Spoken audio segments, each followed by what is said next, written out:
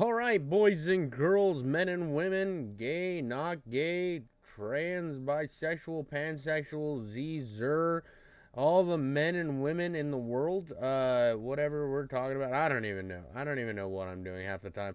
I'm here. I'm queer. I'm the ultimate man in the entire world. I'm deleting the last one that, yeah, dude, I understand deleting it fucking destroys my butthole in the most rude fashion ever. We are destroying buttholes in real time. We are here with the most impeccable butthole destroying. Um I tried to do this a second ago and for some reason it like said no chat was disabled, but I got it fixed. Forget your hand. You forgot handsome reverends. You're right, dude. I forgot handsome reverends, and you're here in chat. Today we have some interesting stuff. Now I'm gonna start off with more Brett Cooper drama. I can't get enough of it. We got to talk about the God King, Jeremy Boring. That's gonna be on the table. He has came out and did the same thing he did against Crowder, where he tries to make everybody at the Daily Wire look like fucking saints, and when he's over here being the Gooner God King. We got a bunch of stuff. We're gonna fire it up first with my boy Achito. My boy Achito's here.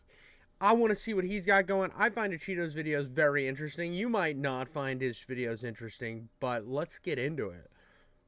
I mean, of course, I didn't put the volume on like an idiot. We got a cheetah. We got the Brett Cooper situation. Let's go. All right, we've got an update to the Brett Cooper saga, and things are getting even messier. So if you thought her departure from the Daily Wire was dramatic before, you better buckle up because it's about to get a whole lot wilder. Okay, so a quick recap before we dive into the update. Brett Cooper was the face of the Daily Wire's comment section, and she announced that she was leaving the show. Fans were shocked, especially since there were rumors flying around that the split wasn't amicable, and allegedly there was some behind-the-scenes drama with the CEO. Look at this evil face. Look how evil he is. He's like, ugh, another person outed us as a terrible, like, greedy company. Ugh. This is the same thing that happened with Steven Crowder. I'm so mad. But in all reality, he's sitting there pretending to be like all clean cut and not an. He is a walking skinwalker demon. He is a skinwalker demon in human form. He is all the things he hated about the left mainstream media. You are them. You have became them. You clown.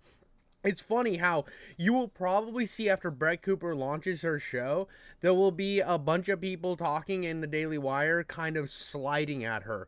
Now this happened with Steven Crowder. I don't 100% know what'll happen. I know Jerry Boring said some things about the whole Brett Cooper situation, which is kind of like he's throwing sand in the eyes of everybody he disagrees with. He's shooting his nut into people's faces, but they can't say anything because he's the God King supposedly in Warcraft.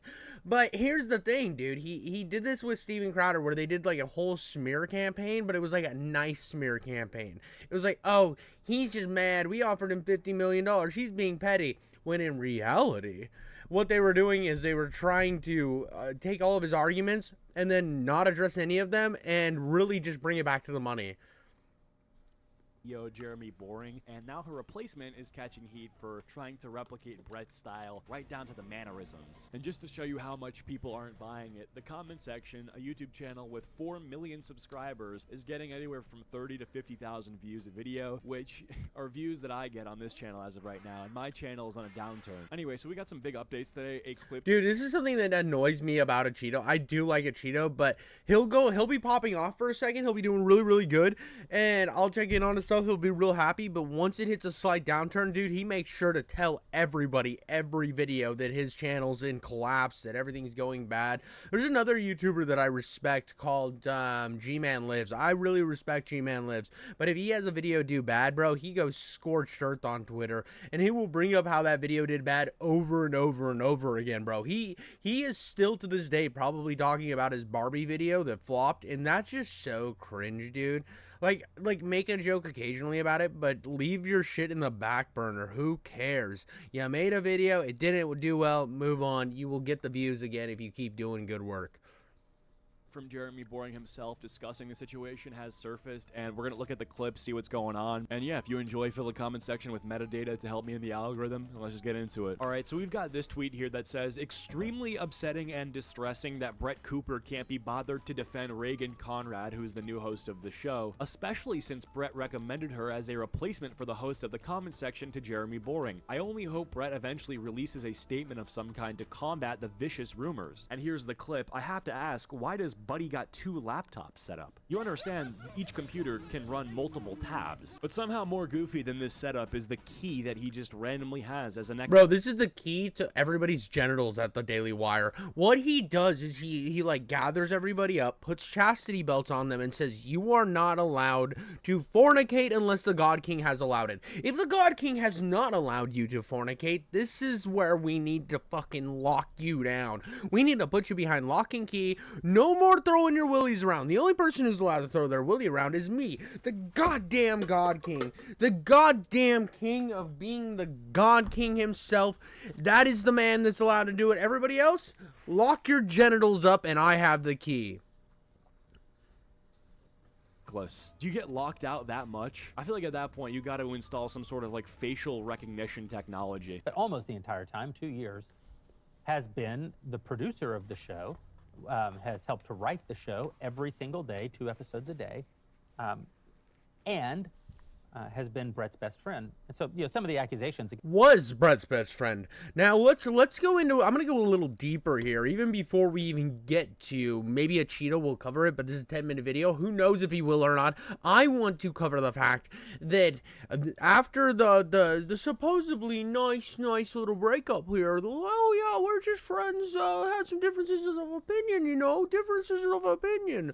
After that happened, she not only unfollowed him on everything, she also unfollowed her best friend from everything.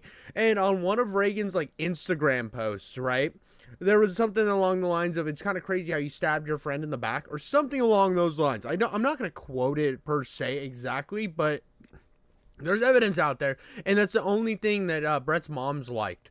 So, on top of that, too, in Brett's last videos, they were like, if you're like locked down with an NDA, if the God King Jeremy Boring will not release your genitals to the public, please wear blue, because we know you just got married and you want to have kids and stuff, but unless Jeremy okays it, maybe it'll never happen.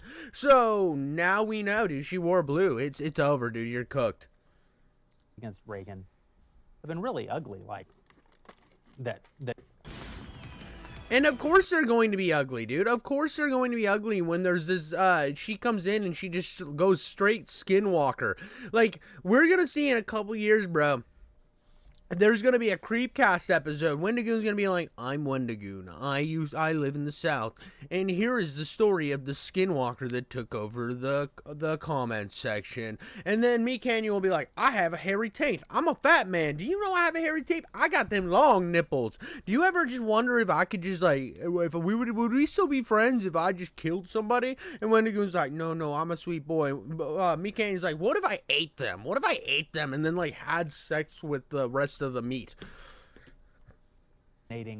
Brett. Well, I don't think that accusation is, first of all, ugly, and second of all, unreasonable. I think when people contrast and compare the mannerisms of the two of them as longtime viewers of the show, and they note that there's actually a lot of similarities, we're talking about the speech, the gesticulation, even sometimes the attire. Obviously, people are going to assume that they're trying to make this new replacement. Bro, he looks like he clubs baby seals for fun. Absolutely. I club baby seals for fun, actually. Fun fact about King Jiffy Coats. I don't own a single pair of shoes that it isn't made from baby seal leather.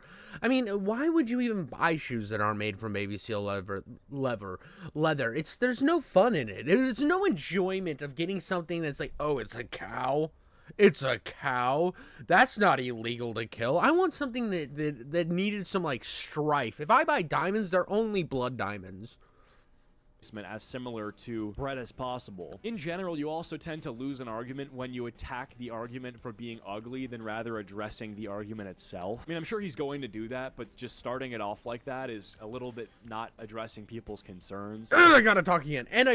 I'm sorry, guys. I'm sorry. I know I'm cutting in too much. And you're like, I just wanted to watch the video. Watch a Cheetos video. If you're really that annoyed, when I will fucking link it in the thing when I release this as a short video or whatever. You can see the link. You can go into it. You can touch your nipples. You can spray them from your thing.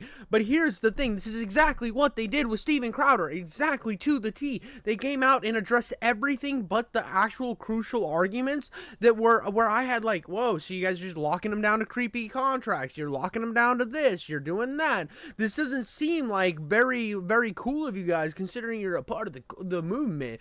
Mainstream media is bad. You can't be beholden to mainstream media. These tech giants are trying to come after us. But then as soon as you're trying to get somebody new on your thing, it's just this egregious contract. And they're like, well, we got to protect ourselves. And then they address everything except for, and then they throw out the money he was offering, all this other stuff. But they don't actually address the concerns of the actual document. Like the main concerns, the thing that I think everybody really cared about. They threw the money out there, said, look how much money we offered him. And he's being a sad boy about it. It was so disingenuous. This is the same thing. This is what they do. This is what Jeremy Boring does, is they go and they find every other argument than the core argument and then try to paint themselves as victims. If Reagan seems a bit like Brett, it's because she's Brett's best friend and one of the writers and the producer of the show. She's worked as much on the show every day on what the show would look like and feel like and sound like as Brett has for these last 2 years. They've done that together. Obviously, they have a lot in common in terms of their delivery because they have helped craft the show together. Hold on a second. So you agree with that really ugly accusation, as you just said, because you're literally saying like, well, yeah, I mean, they are actually the exact same and they do have the same mannerisms. So like, what's the point of calling it ugly if it's fucking true? And I feel like they wanted it to be this way. Like they wanted the replacement for Brett to be just like Brett in almost every single way. Same gender, same race, same speech pattern, same way to dress, same mannerisms. They essentially wanted... Dude, they basically said, okay, so we got rid of one skin puppet. How do we get another skin puppet in this seat? And they're like, well, Brett actually had a bit of personality. Darn it. Damn, dude. We wanted a fucking woman. We wanted them women's to talk about right-wing values, but we also want to get the Gen Z audience.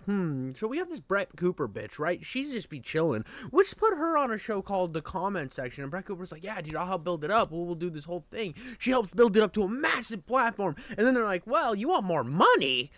Oh, atrocious. You want more money and to keep your brand the same? Well, that's just dumb. You're a woman's. You don't fucking get a say. We are a group of guys that smoke cigars and shit, and you're a stupid woman. You don't deserve it, so fuck you, bitch. And then they basically found her best friend like, hey, we'll give you monies if you will be a nice little girl and do exactly what we say and behave exactly how your friend behaved.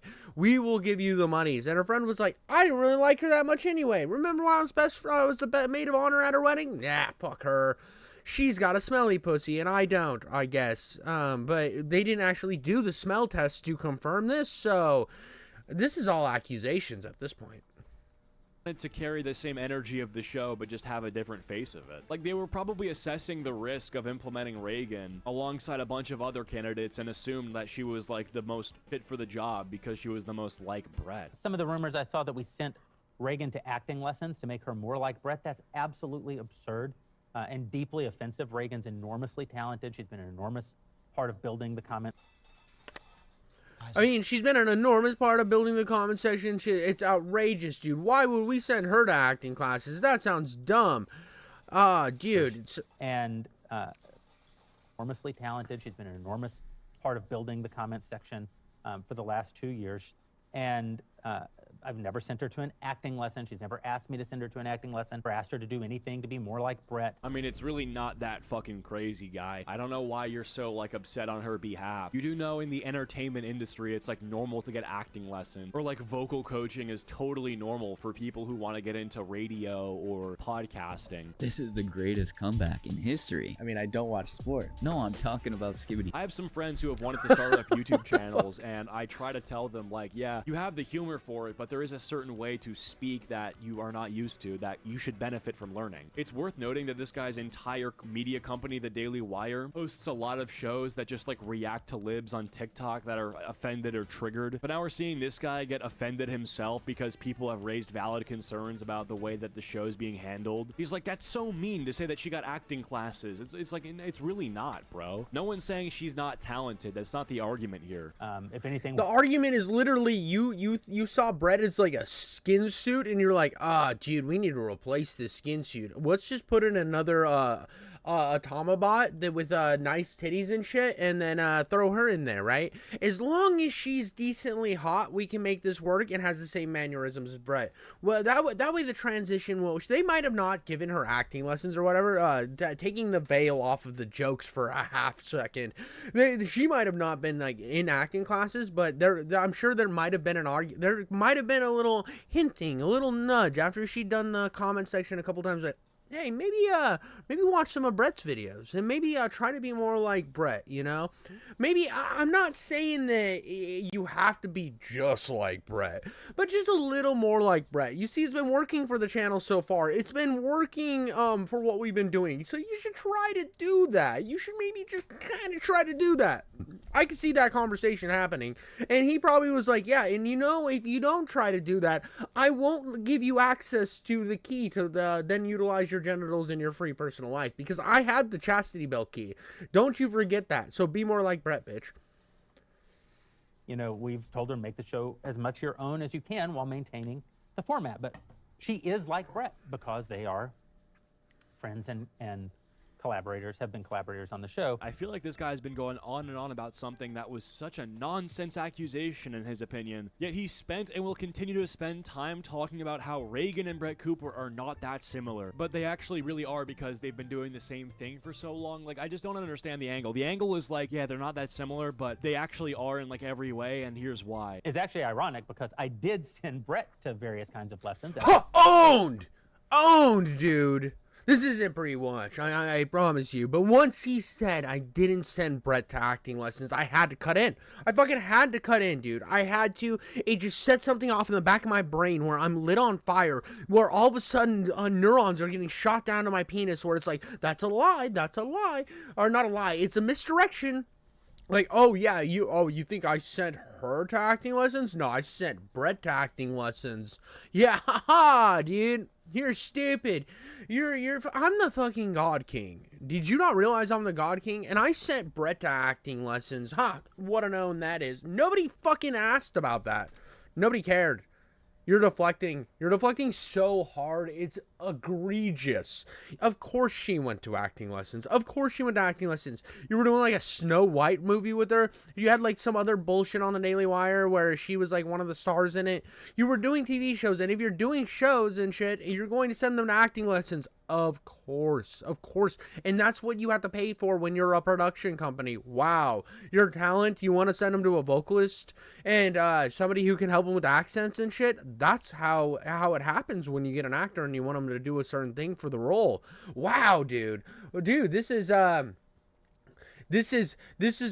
the things that is just so logical. Oh my god, way to deflect like a fucking champ. What is this key actually not to genitals and to all the actual facts that you're hiding behind NDAs like you're this weird corporate fucking mainstream media bullshit that you pretend is the villain so often? Egregious. That your Jiffy senses are tingling, absolutely, and it's yelling to me bullshit because I've seen this clown and donkey dance before, and it was with Steven Crowder. According to Candace, this started because of a post she made that Brett liked. Oh, come on, Candace Owens. No, dude, Candace Owens is so full of shit. Now, here's the thing about Candace Owens is she has been doing this grift thing for a long time, and she has this like self-induced. She has to put herself in the middle of everything. I don't know where I was going with self-induced.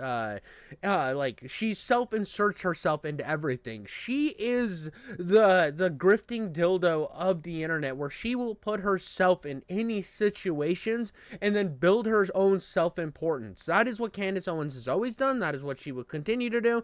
I have never been the biggest fan of Candace Owens. I see her, I can see her as a like her benefit toward like a conservative movement, because she hits certain boxes, and I'm sure that you will think I'm racist for that or whatever, but she will tell you about shit like that. Her book was like called Why I Left Like the Left Slavery or some shit. I don't know. It's something cringe like that.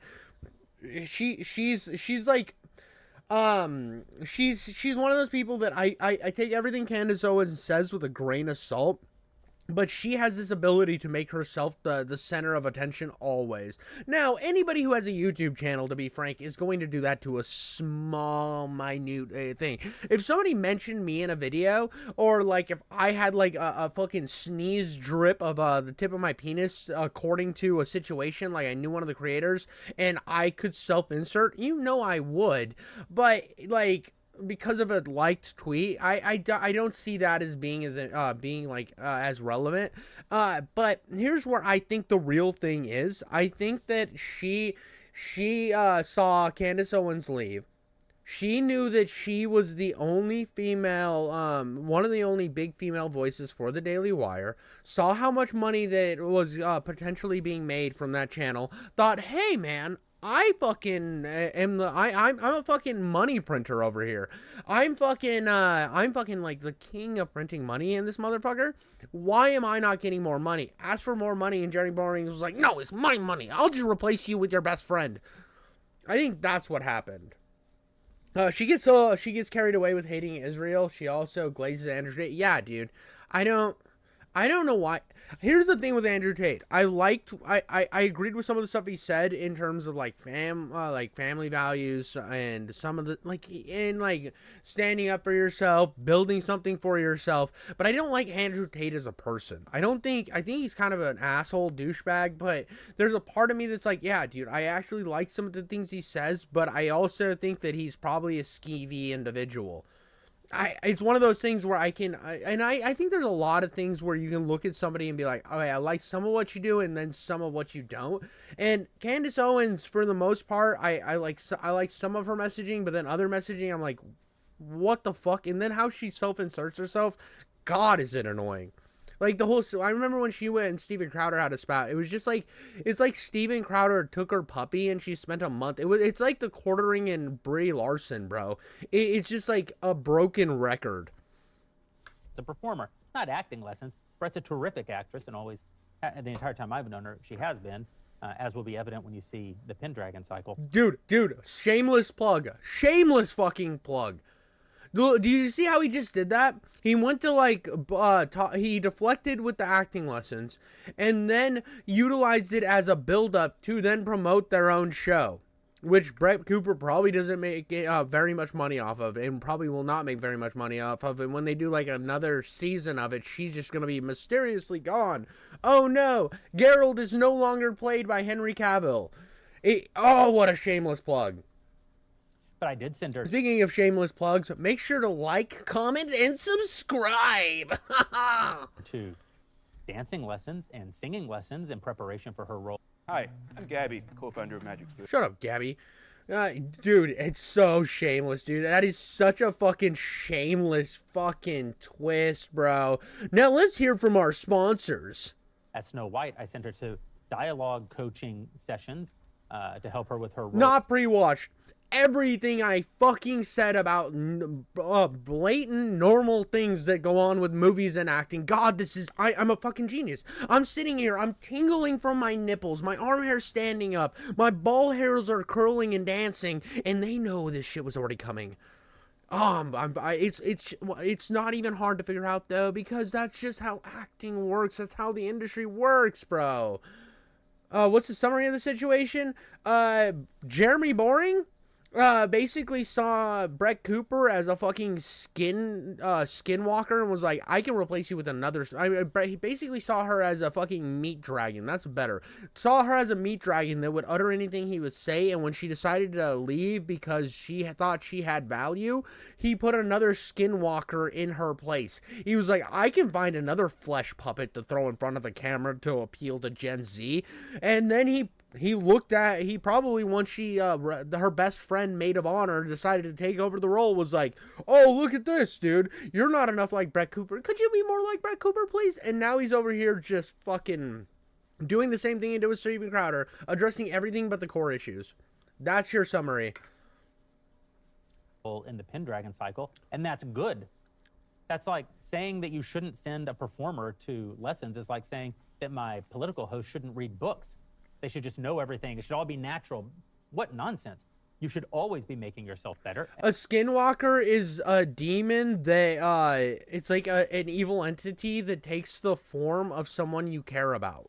So, like, let's say you come home one day. You've had a long day at work. You come home, and you're like, hey, honey. And she goes, hello, husband. How was your day? And in your mind, you're like, bitch, you usually say, why do your balls stink? What the fuck? And then she's like, I would never use language like that. And you just know that she's an evil creature. And Brett did take steps to make herself better and better and better, and I'm sure we'll continue to. So then what's the problem with people accusing Reagan of doing so? Like, if that's fine when Brett does it, why is it now all of a sudden something that you've taken offense to when people suggest that Reagan's done it? Ultimately, the amount of defending Reagan you want to do, you can do, but the bottom line is that the content is struggling, and people aren't enjoying the content. You cannot rationalize your way into getting people to enjoy the content that they no longer enjoy. Even if these are all things that you can clear up, like baseless speculations that people have, the people that you've now debunked are not going to now go and tune into the show. And perhaps Reagan will as well, but what Reagan hasn't done is taking acting classes to be more like Brett Cooper. That is just completely absurd, and it's hurt my feelings a little bit that Brett hasn't done more to defend her friend. What? Now we're gonna make Brett Cooper the villain? This is the problem, dude. This is the problem. And thanks for showing over to the stream, DigiSpace. Wait, the Daily Wire hired a demon. The Daily Wire basically what happened was Brett Cooper's best friend, who used to produce the show, instead of leaving with Brett Cooper, took her place. So, and this is the problem with all the things he's saying, dude. It's like, the reason people aren't watching Reagan is because of the fact that they subscribe to it would be like subscribing to me, right? You subscribe to my channel, you're like, oh, King Jiffy Coats is awesome. But then one day I had Jim Bob Harris show up and then start doing my show. And then I come in one day and I'm like, listen, I'm leaving. Goodbye. And then I had like some other producer come on and be like, yeah, dude, Jeff kind of sucked, dude. You know, he watch the movie we put Jeff in, but listen, dude, this new girl, great. Yeah, dude, and Jeff needs to say more about his best friend that took his job. Honestly, Jeff hasn't done enough to really kind of push the show that his best friend is in. When my best friend literally was like, yeah, dude, beat rocks, you fucking loser. And I'm sitting over here like, oh, everyone's being rude to me now because I made a decision to, like, go try to build something for myself. Now, I am the guy who runs this show, so that's all hypothetical fucking me shooting jizz in the air and catching it in my own mouth. But at the end of the day, that's what's going on here, and I'm sorry, that's demon behavior. And when all of a sudden this chick's acting exactly like Brett Cooper, and you feel like it's just, it's fucking weird, dude. It's fucking weird. Like, you're not going to get me where I'm going to watch the channel and be like, something's not off, because it's soulless now. When you see somebody replace somebody and it's the exact same thing, it's weird. I mean, that's like when Jay Leno left, all of a sudden whoever replaced him, I think it was Conan at the time, and then people were mad that Conan wasn't the exact same way. It's like, yeah, dude, he's a fucking different person, but people like Conan because he's Conan. And then, like, Jimmy Fallon, I know that people don't really like Jimmy Fallon, but, like, Jimmy Fallon did his own thing. And that's how it transitions. If you keep it the exact same of somebody else doing the bits, it just seems fucking weird. This I genuinely cannot tell if it's coming from a place of him actually caring about Reagan and how her mental health has been affected by the negative comments, or if he just wants the show to have a little bit of a small bounce back when Brett says, hey, go easy on her. It's probably a mix of both, but you have to imagine, there's no way he thought the views would have dipped this bad. Here's the thing, I don't think having low views is bad if you know that they're going to be low. Like, I know which videos generally are going to get views and which one aren't when I post them, but I just don't think there's a single way he thought that almost every single video post Brett would be doing like 30K to 50K views. You know, Brett chose to leave the show. It was her idea, her stated desire to leave the show and to leave the company. She had personally recommended Reagan. Did she personally? Because I feel like she didn't. I swear I read somewhere. Now this is all speculation. This is something I read. I like was doing a little research before I jumped into this. Very minimal. I found out about the Jeremy Boring thing. I saw it on Twitter. I was like, I'm not gonna watch this. I saw that this video's out. I'm like, dude, fucking content king over here. I need to be on that Brett Cooper meat train. You know what I mean? But I swear I saw that she didn't recommend her from like an interview from a year ago where they made it seem like she was recommending her. It seems to me what happened was they pushed her out and now they're covering their bases knowing very well that she can't say jack and shit about it because that NDA has her locked up. That NDA has her in a different type of chastity belt, one that he still holds the key to and he wears it proudly around his neck. Before she told me she wanted to leave the show, she had personally recommended Reagan to me and told me that if she ever did leave the show, Reagan would be a great person. And actually, I can stand by that because there was a video from her cousin where her cousin basically said, Reagan's cousin, not Brett Cooper's, but Reagan's cousin was like, yeah, what did she expect? What did you expect her to do? Well, she was offered all this money, and then Brett was wanting her to leave with her, where there was a small chance it wouldn't succeed. And there's yes, is this live? Yes, it is. There's a small chance that Jay couldn't succeed. Oh no! The Flash, thank you for showing up. Yep, I'm live. I'm fucking gooning like a king. But oh no, there's a small chance it wouldn't succeed. She would be willing to take a pay cut. This was a pay raise. Oh, dude. See, I think her agreeing with Candace Owens' take on Israel-Palestine situation had something to do with it. I have no idea her take on the Israel-Palestine situation. If you want my take, I don't care about that conflict. And that's going to sound really awful. Here's the thing, and this is where I could get in trouble, and I really don't like doing takes on it. I understand both sides of the argument, and I just don't want to deal with it. Can you catch me up on what you're talking about here? Jeremy Boring replaced Brett Cooper with a skinwalking demon that used to be her best friend in Maid of Honor. And I'm sure she's a nice girl, but they basically morphed her into Brett Cooper. But here's the thing with the Israel-Palestine thing. Like, I understand that this is a thing that's happening, that they've been fighting forever and ever and ever, and I just don't like conflict. I don't want to get a part of the conflict. And if I was sitting in the office of the presidency, my goal would be to try to get those fuckers to not fight. I feel like that's a good statement. I feel like that's a good fucking place to land. Jesus Christ, I would be a good president. Stop fighting. Boom. Then they tell me stuff up. Yeah, just don't fight. People are dying. I don't like when people die. Well, you should give us a bunch of money. No. I would rather focus on the country we have that has problems. You guys figure it out. That's your problem. Maybe is that a bad thing? I don't fucking know. And to consider to host it, and that at any rate I should give something to Reagan because she should be on screen talent. You should have given her own channel. Here's the thing. If they would have given Reagan, like, built up Reagan a new channel and, like, started working with Reagan to, like, knowing Brett might leave, get a new producer on it that wasn't her best friend, decide to like, build fucking, build a little platform around Reagan where she can be herself and doesn't have to be a fucking skinwalker like flesh puppet for the Daily Wire to replace Brett Cooper. They're like, oh, here is your own show, have some of your personality bleed through, this is for you, baby. This is for you. But these guys are just like, we'll just replace the Gen Z woman with another Gen Z woman. It'll fucking work. People won't care. And they did care. They did care a lot. And now you're playing fucking, from the edge of the corner. You're playing from the corner of the field. And your boxing gloves are up. And you're just taking fucking rope-a-dopes. You're just getting rope-a-doped.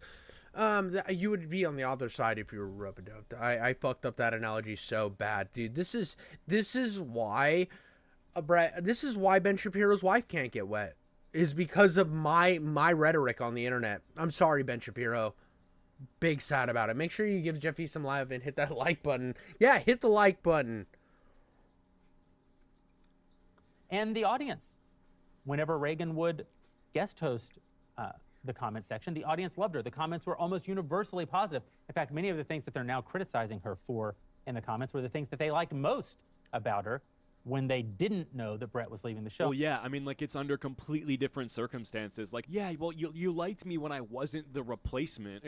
Like, yeah, obviously. I mean, I assume they're talking about how the comments saying that she's similar to Brett Cooper were nice when she was, like, a substitute. Like, wow, you sound so much like her. You're a natural. But it's like, yeah, well, then when she replaces her, I can't be the only one who's not surprised that it's sour grapes. And the fact that he doesn't see the difference is a little insane. It's more insane to me that there's not, like, any sort of attempt to address the elephant in the room. Like, this hasn't dialed down, and I think if they want the show to recover, Reagan should just get in front of the camera and just spill the fucking beans. They've tried the business as usual strat, and it's not going too well, and I guess they could just continue to do this and just wait for people to stop caring, because there will become a point where people stop caring. But I feel like right now, if you want old viewers to return to the show, like, just do it. Just spill the beans. For that reason, I know that most of these attacks on Reagan are completely unfair. They're completely disingenuous. People aren't really raising these criticisms. They're either helping to craft or buying into a narrative which has been crafted by people who want the Daily Wire to fail and want Reagan to fail in the role. And both will be disappointed because Reagan will not fail in this role. And the Daily Wire will not fail. We continue. Dude, look at him rub his hand. So we're gonna go back a little bit. You could tell this is like a huge What is going on in chat right now? Jacob, did you know your name is the original name of Israel? Yeah. Oh, LOL. And Israel means who we wrestle with God. Okay. Yep. So you don't feel connected to Israel. That's weird. Okay, here's the thing. I understand Israel is kind of surrounded by a bunch of people who don't like them, and they need to, like, fight for it. But what I saw in chat is I do feel kind of, it's like my stance on the Ukraine-Russia war is I don't feel like we should be funding these wars. It never plays out well. The same thing happened with, like, the Charlie Wilson's war. We ended up eventually getting into a war with these people that we funded in a proxy war. So now it's kind of the same thing where I look at it here with Israel. Like, yes, they're our allies and we are contracted to help them to a certain extent, but I don't think at the moment we should be doing more than that. Other than what we've agreed to. I don't think we should be doing more than what we agreed to. Because at a certain point, you're just funding a proxy war, and I know that there weren't. I don't know if they were the aggressors in this situation, but let's say they start being the aggressors. All of a sudden, we are starting a global issue that is just too much. Now, I'm an idiot that yells behind a camera. I don't have any say in any of this, but I did see in chat the guy say so you don't feel connected to Israel because it's your name. It's like. Jacob's like a biblical name, so like to say that some guy named Jacob should feel everything for Israel because he's named something. It's like if there was a place called Jeffistan, I wouldn't be like, oh, dude, everything that Jeffistan does, dude, I have to support, and I think we should send all the money to Jeffistan. That's a little weird argument. I don't know why I'm side questing in chat right now. It's just something that it's just kind of weird that because your name is something you have to care like that's a weird argument. Not that I want to hate on you, The Flash. Like I get where you're coming from, but at the same time, like the argument to me is like, why would I care about Jeffistan? I don't know anybody in Jeffistan. Like, I'm Jeff, yeah, but that doesn't mean I have to like every movie that Jeff Goldblum's in. To fail in the role, and both will be disappointed because Reagan will not fail in this role. Oh. And the Daily Wire will What I was gonna say before I read chat is the way he's rubbing his hands is a tell that he's uncomfortable and he's hiding something. not fail. We continue to grow and we continue to succeed. It's self-soothing. and Business is hard. Okay, so again, that's not fully true. The criticism is not from people that want the Daily Wire to fail. I'm sure some of it is from people that want the Daily Wire to fail, but to suggest that the people in the comment section of the comment section who have notifications turned on and tune into the content are the ones who no longer want to watch the content for no other reason than this vague idea of taking down the Daily Wire just doesn't make any fucking sense. The stuff that you said in the beginning of the video as things that you think are baseless rumors is stuff that you see in the comment section of the comment section. It's not just YouTubers crafting these narratives for themselves because they're trying to take down the Daily Wire. Like, I made a video about Brett Cooper's departure from the Daily Wire. The purpose of that video was not to make some sort of elaborate plan to sink the Daily Wire. So what he's saying here is facts, 100% facts. I want to get to the fact that he's self-soothing right here, and we will go back to where he was at. But I'm gonna mute this, right? And we're gonna go back to where he begins talking. Watch him self-soothe right here.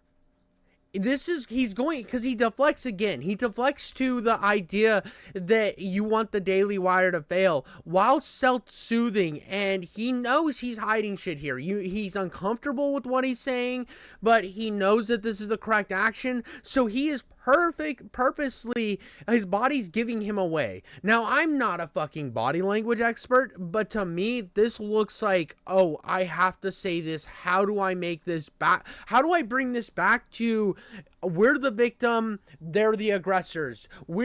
It's like right here, dude. No, I already have the comment section has to ignore the comments. Yeah, exactly. And now he's sitting there ignoring all the shit while self-soothing and fucking like uncomfortable. He's having to self-soothe himself.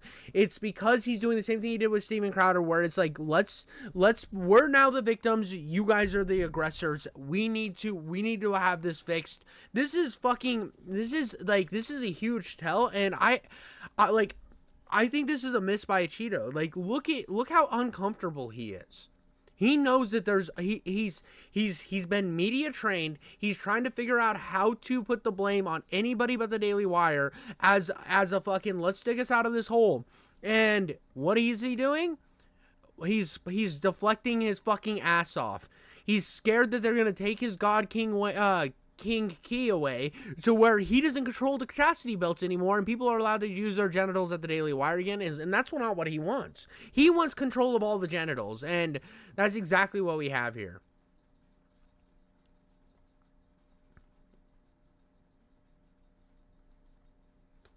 Cooper's departure from the Daily Wire. The purpose of that video was not to make some sort of elaborate plan to sink the Daily Wire ship. That's just not true. And we'll go through you're always going to go through a little bit of a downturn in audience after a very popular host leaves a show.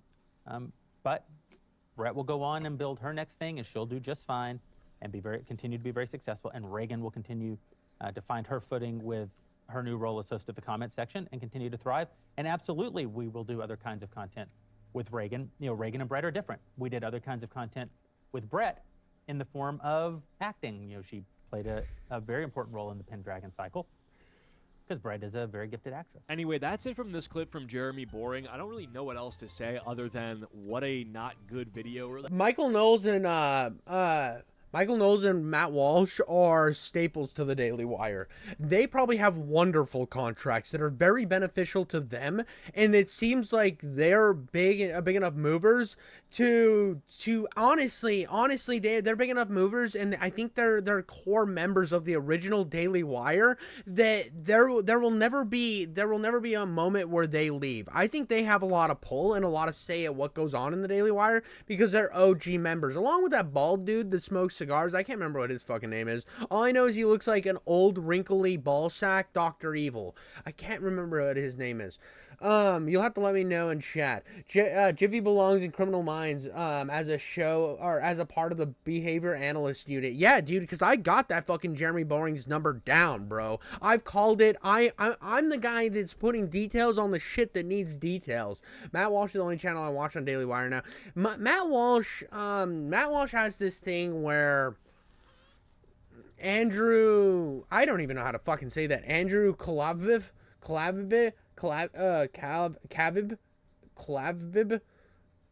Calvin. Andrew Clavin, that's it. Andrew Clavin. Yeah, Andrew Clavin. Dude, that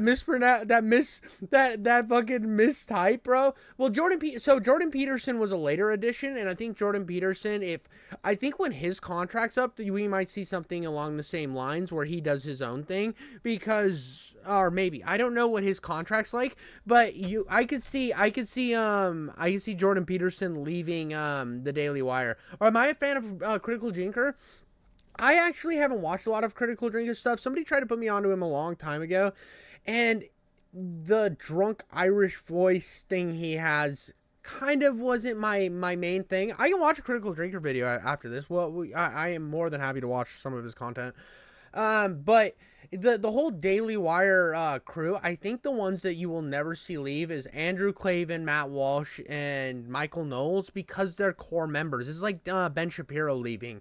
Before, they were the one that built this platform, built this this giant ecosystem. They've been rubbing and tugging each other in circle jerks for years. So I don't see them going anywhere. But when it comes to some of these other people that are new additions, it doesn't surprise me they left, especially, I meant to say Scottish, I apologize. Critical Drinker, if you're watching this ever, my bad, homie. Dude, you don't want to fuck, dude, I knew, you don't want to fuck an Irishman. You don't want to fucking, that's like misgendering a trans person, right? You fucking, you have all these people, right? You have these, you have the people who misgender and they get really mad at you. Walk up to a Scottish dude and be like, hey, dude, you from Ireland or what? Dude, they will get so mad. Same thing with the Irish. If you're like, oh, you're English, bro, watch them melt down, dude. They get so mad. I did it on accident once. I was working at a grocery store, right? I was working at this fucking grocery store, and this guy walks up, and he's mumbling, bro. So, man, his conduct, and I'm like, I can't hear you. And then he's like, oh, I just want to fail things. And I accidentally said Scottish because I was like fucking late. It was the end of my 8 hours. And I said fucking, oh, so are you from like Scotland or something? And dude goes off on me. Oh, I would never be one of those Scottish pigs. I'd never be one of those Scottish pigs. Oh, you don't understand the thing you're talking about. They're Scottish and he's like, oh, I'm from Ireland. I'm from fucking Ireland. And I'm like, my bad, bro. You don't know. It is your bad. It is your bad, you stupid American. And I'm like, bro, dude, calm down. I have accidentally misgendered people before, and they have gotten mad at me, right? And I've said I was sorry. I didn't know. My bad. It was an accident. I said, dude, and I usually call everybody dude. It wasn't that big of a deal. This Irish person, bro, I thought he was going to rip me over the counter and spank me, dude. Not that I wouldn't have liked it, but come on, man. I'm searching for more base conservative content lately, getting away from the Daily Wire. It's tough. Here's my thing. I don't like watching so I used to watch a lot of conservative shit back when I was living in Portland, because it was like, I didn't like people telling me I was uninformed, which in Portland they love to do. So I started getting informed, and then I started like drifting toward more conservative type stuff, and I started listening to Steven Crowder, but I kind of got annoyed with it. To be honest, some of the best stuff out there is I feel like the more you try to better or to get views from different angles, the better. Now, I'm not saying that every time you watch a Daily Wire person you should watch fucking Hassan or Bosch or some shit, but you should try to find like, okay, so this guy kind of sits from a slightly left perspective. This guy kind of sits from a slightly right perspective. I think you will get, yeah, dude, I lived in Portland for a while. So I think what you should try to do is, and this is honestly why I mostly listen to internet commentary the most part, and if I do watch something, it's somebody who does short videos on the situation. Now, I haven't really found somebody that's too left. You'll have to let me know in the comments or something, somebody who's maybe a slightly more left-wing that I could like listen to, that's similar to like short form, right? Because I want to be able to be like, oh, so I got a Brett Cooper, I got a what's the black chick's name? This video is done, but there's a girl, God, what's her name? I love her content too, and I can't remember her name, but she's got the braids. She's very pretty. I really like her content. I can't remember her name. I think she's PragerU. Yeah. This is so racist what I'm typing right now. PragerU black girl. This girl! What's her name, dude? Amala... I can't pronounce her name. This chick, I enjoy the fuck out of her content. I really enjoy her a lot.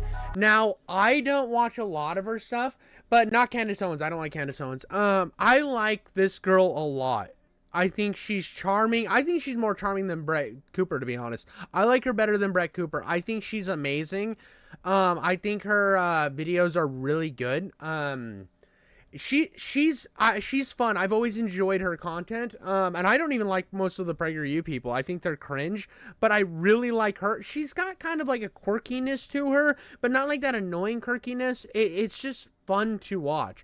You know who else I like? Actually, a left-leaning person that I really, really like, and I watch almost everything they do, is Shoe on Head. I love Shoe on Head.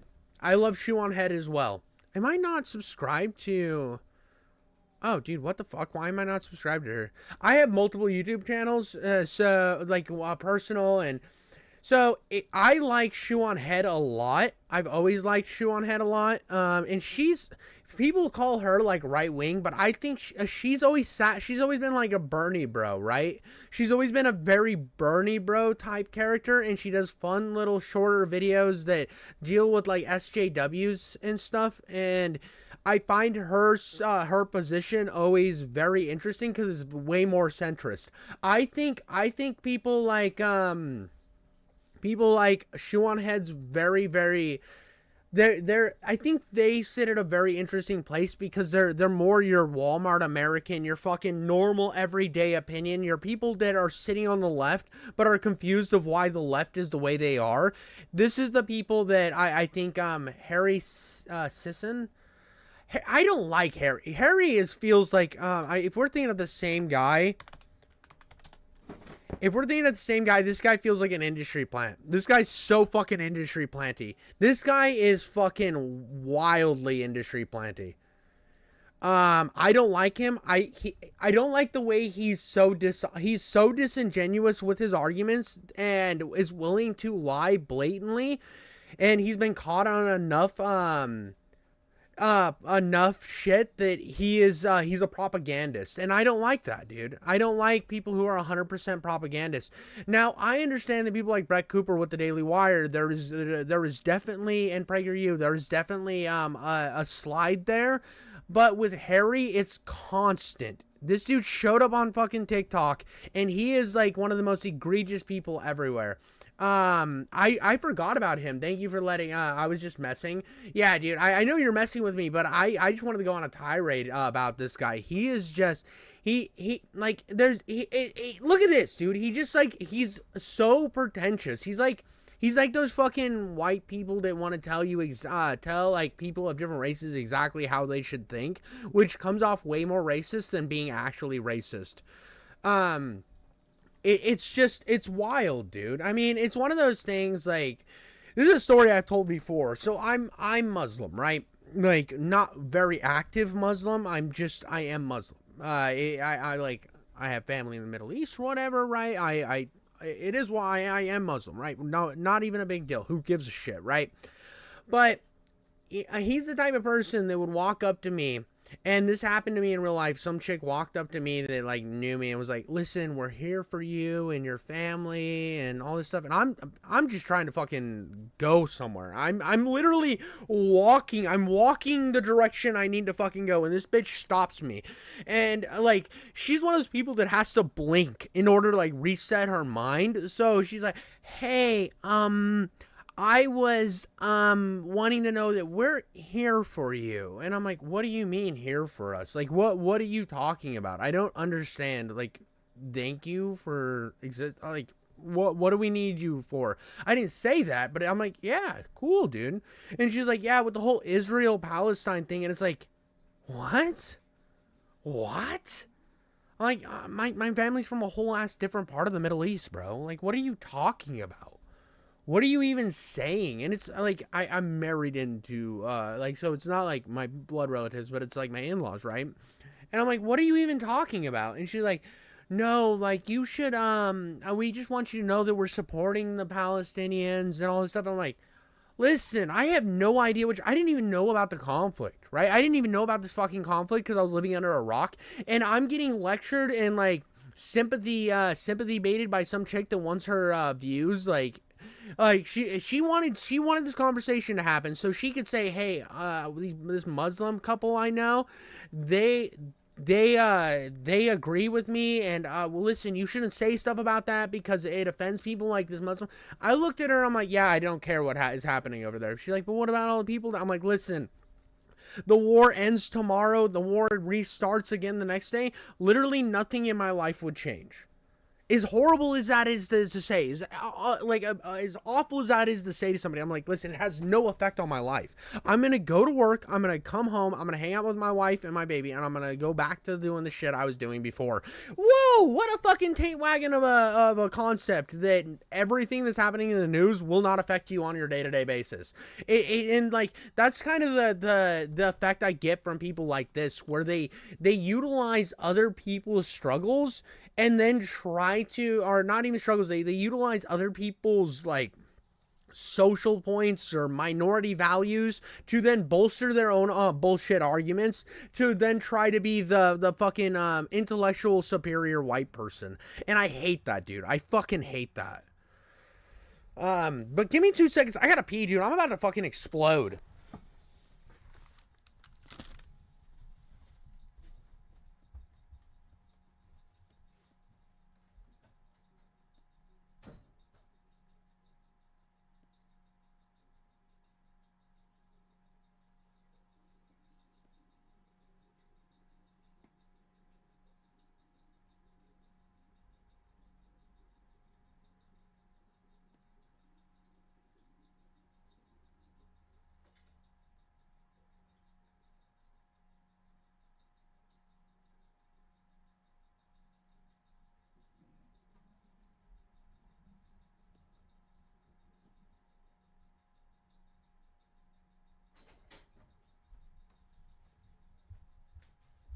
Do y'all ever have those angry farts? You know those ones when you're peeing, right? Those crazy farts when you're peeing that just like you're taking a nice pee. You're bleeding the steak. You're having a good time doing it, right? You're just like chilling, and then all of a sudden you got these farts that bubble out of your butthole while you're peeing, and all of a sudden you're like, "Oh, don't poop. Oh, don't poop." And you don't have to poop, but the gas is scaring you into thinking you're gonna shit your pants. Those hit me all the time, dude. It's a big fear of mine. I haven't like actually like blasted off in my own underwear while peeing, but I think we all have the fear of it. I'm looking up Critical Drinker now. Critical Drinker. Now, I haven't actually ever watched any of Critical Drinker's content. We are gonna go and we're gonna check it out. The Acolyte. Okay. Here we go. What's a good one? I need some chat input. What should we watch?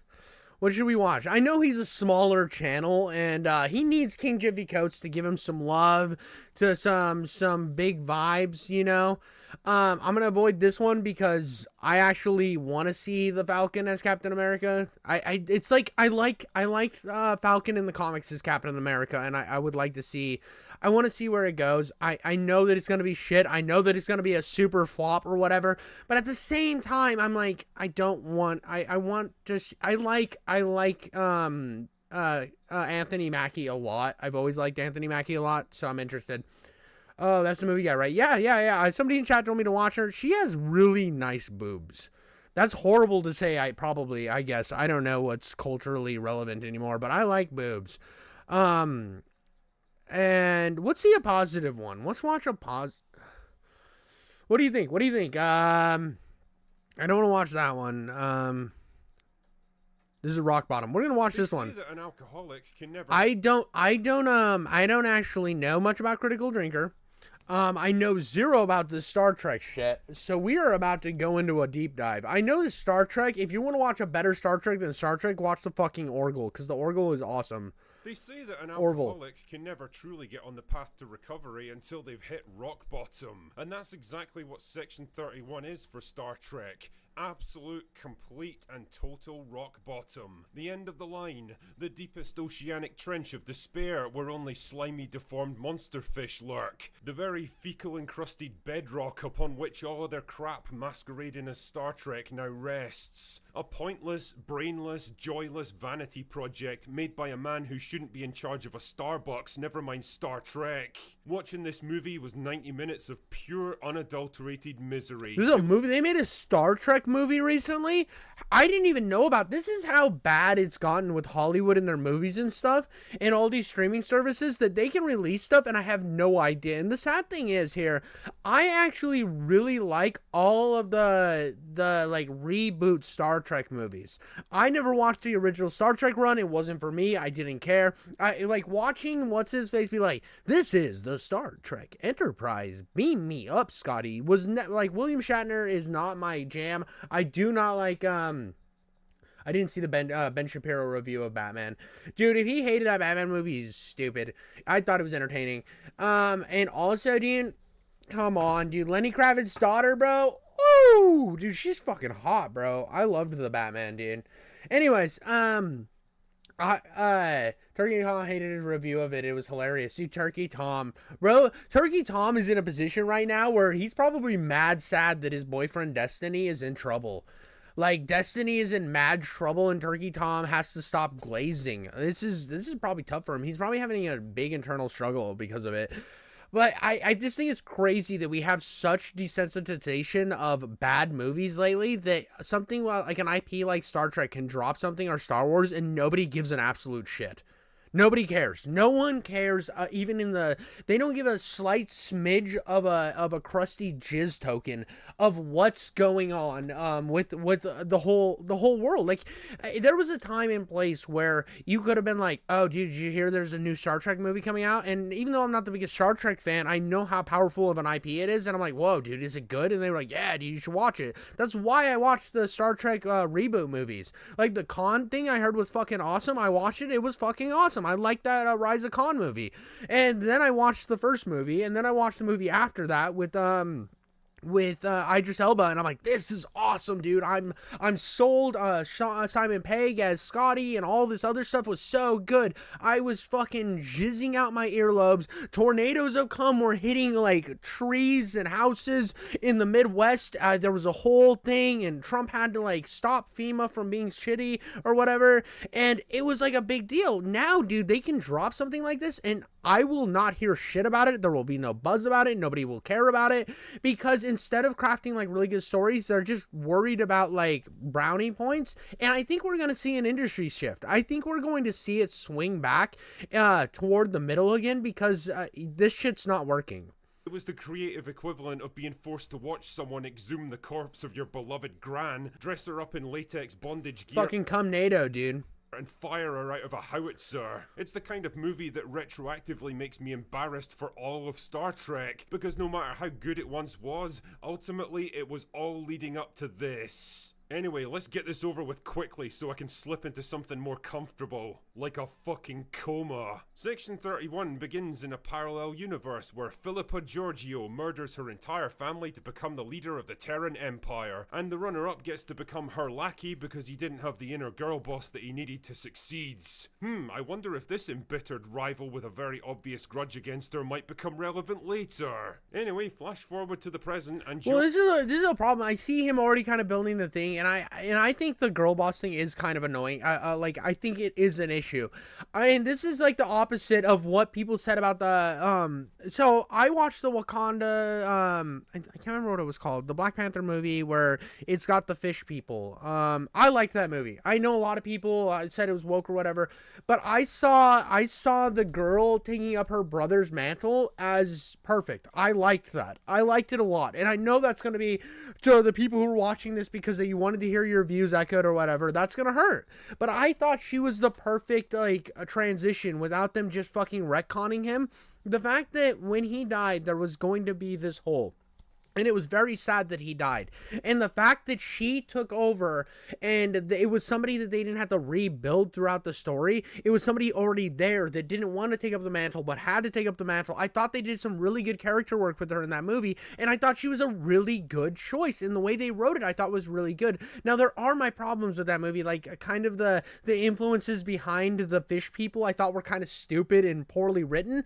But her as a character I thought was a very, very good transition. And I thought they built her character up in the right direction. Most of the time though, they just kind of fucking slap a chick in it and then they're like, she's overpowered, but she's gonna complain about being overpowered, and you're like, what the fuck, dude? Why don't you build her? That's the thing that we love about these over-the-top heroes is they're there, they have this build up, then they get broke down and then they're built back up again.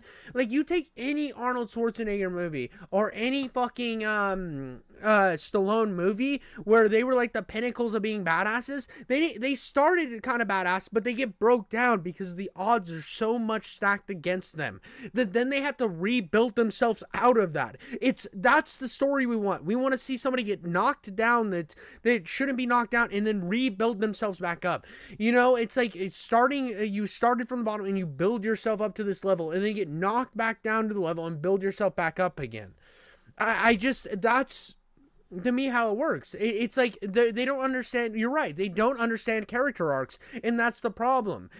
I want to see female characters that are like fucking OP. I do. I like a good female character that's OP. I always have. I mean, having a hot fucking lead or hot chick just fucking tearing it up, absolutely love it.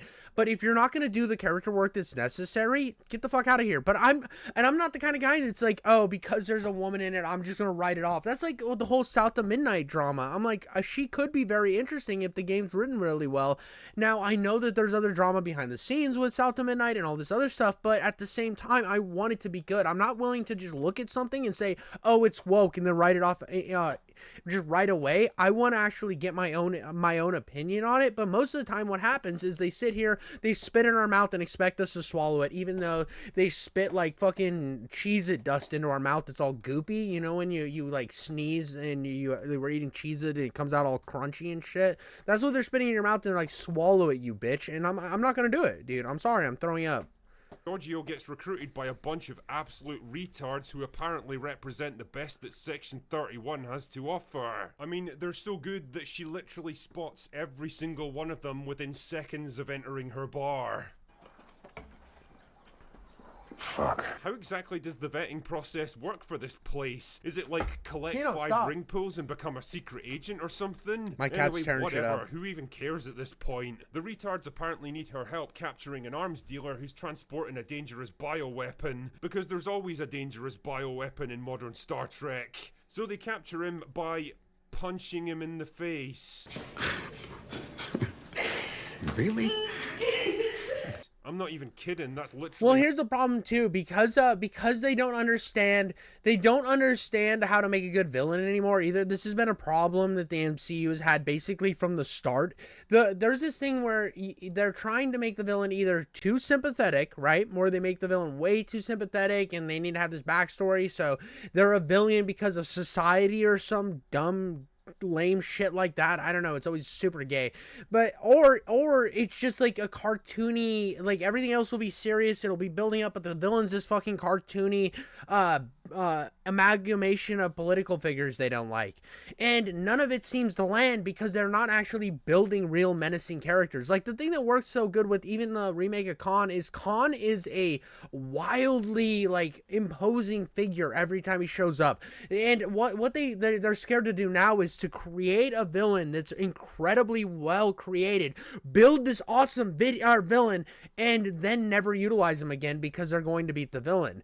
They're like, oh well, how do we make money off of that? How do we make money if they don't become one of the heroes too? So then they're like, well, we're gonna throw them in. They're gonna be this menacing figure. They're gonna show up throughout the thing, but then they're gonna have a good character arc, and now we're gonna put them in a future project because of the good guy. And Disney's been doing that, like trying to retcon old villains, where they keep making movies on their old villains that now they're heroes for some god-awful reason. It's like sometimes you just need a good villain that's so fucking OP and so menacing that he has to be there. And it's just a huge issue with modern cinema. It's not just a Star Trek thing where the villains have no substance. And it's something I've seen a problem with modern writing pretty consistently. And that goes into a whole different direction than even it just being woke. It's just lazy writing. These people worked on like 2 TV shows, and then they're given like they're given the keys to a giant IP, and now all of a sudden it's this giant chasm of shitty writers not understanding what makes a good villain, and then just slapping it out on the screen. How they take him down. Oh yeah, and there's an excruciatingly dumb chase sequence where Giorgio uses a magical bullshit device to phase out of sync with her surroundings so that nobody can touch her and she can literally walk through walls. But like, if that's the case, then shouldn't she just fall right through the floor into space? How does she even breathe if her lungs are out of phase with the oxygen molecules in the air? Who even cares? But oh no, then a mysterious masked man shows up and steals the weapon. I wonder who this man could possibly be, considering all the other characters in the movie are already accounted for. That's when Giorgio reveals that the weapon actually comes from the same alternate universe as herself and has the potential to wipe out half the galaxy if it detonates. Boy, that escalated quickly. The Terran Empire plan. This is another issue. Now, he kind of did it with the meme or whatever, but I've noticed so often where it's just like a bunch of bullshit happens, and then they ramp everything up in like the last 30 minutes. This is something I've seen in like a lot of indie games, and it always kind of annoys me where nothing happens. Let's throw everything at the wall to just fucking make it work. I was playing a game recently, I can't even remember what game I was playing recently, but I got to the end and it was just throwing fuck all at me, dude. Everything it possibly could was getting thrown at me in the last 30 minutes to the point that I'm like, Jesus, dude, what the hell is even going on? What's even the point, dude? Like, everything up until this point felt like nothing mattered, and now all of a sudden we're doing all this heavy lifting and everything's supposed to matter now? Come on, dude. Why? Why are you doing this to me? I can't remember the game I was playing. Give me a half second here. Fear 3. Fear 3 was that way. Now, I don't hate Fear 3, but there was a lot of shit in Fear 3 where they were just like, you're doing stuff. Call of Duty. Remember, it's a Fear. Slow motion Call of Duty. And you're like, okay, I'm having fun with it. Whatever, dude. I guess we're just playing levels or whatever. Then you get to the end of the game. It's like, do you remember this and this and this and this and this? And then this attaches. And you're like, bro, stop. Oh, you're overloading me with information right now. You're just, all this information you could have been building to slowly throughout the course of a grand narrative. Instead, you're just throwing everything at the fucking wall in the last seconds. All the ideas you had are just getting shoved in the last second for no reason. If Reagan took accountability, I might give her a chance. Well, she can't take accountability. Reagan will never be able to take accountability because of the fact that the Daily Wire will not allow her to. Plan to blow it up and then use the resulting chaos to cross over into our reality and conquer the entire galaxy for resources. Right. Like, why even stop there? Why not just blow up the entire universe since we're making up stupid shit now? So it's up to Giorgio and her band of idiots to track down the masked man and stop him and recover the weapons so they can save the galaxy. But it's not going to be as easy as that because there's a traitor. Well, and that's kind of the problem that I've seen. Like, somebody in chat just said they've shifted blame onto Brett, and that's what they've done. And this is back. I kind of covered the Brett Cooper thing a little bit ago, but well, I'll address it again right here. It's one of those things that this is what the Daily Wire has done forever, and this is kind of the same thing where you look into what's going on with the movies and stuff now, is a lot of people don't know how to take accountability anymore, so they release something that's dog shit, right? They release something that's dog shit, or they do something skeevy that pushes somebody out that everybody likes, and then they start doing fucking retroactive I'm the victim shit. You see it all the time with movies and games. The one game I know for a fact does this, and this is the same thing that fucking what's-his-face from the Daily Wire, Jeremy Boring, did with the Daily Wire, is after everything's said and done, now that they're getting backlash or things aren't going their way, their game or YouTube channel is failing, now they're trying to pick up the pieces. And this happened with Immortals of Avion. Now that game is dog shit. The writing is dog shit. The gameplay is mid at best. And then after the game did really bad, no, it wasn't because we made a mid game. It's not because we made bad creative choices or bad internal political decisions. No. It's your fault. You guys are the bad guys. You're the bad guys. We're the victims. It's because of this reason and this excuse and that excuse. Instead of just taking accountability and saying, this is what happened. We disagreed. She wanted more money. Whatever. It's not Reagan's fault, it's our fault. Or it's not my team's fault, it was my creative decisions. We made some bad choices in here that didn't mesh with audiences, and now we're getting the backlash. Instead of going to a bunch of outlets or having a bunch of other people talk about how this is the problem, they're fucking deflecting, and I hate that. Because I remember with the Immortals of Avion, where they were like, oh, so the reason it failed was because we made an FPS game in 2024 or 2023 or whatever. And I'm like, dude, that is not why, because RoboCop came out the exact same year and it's fucking killing it. It was their best selling game.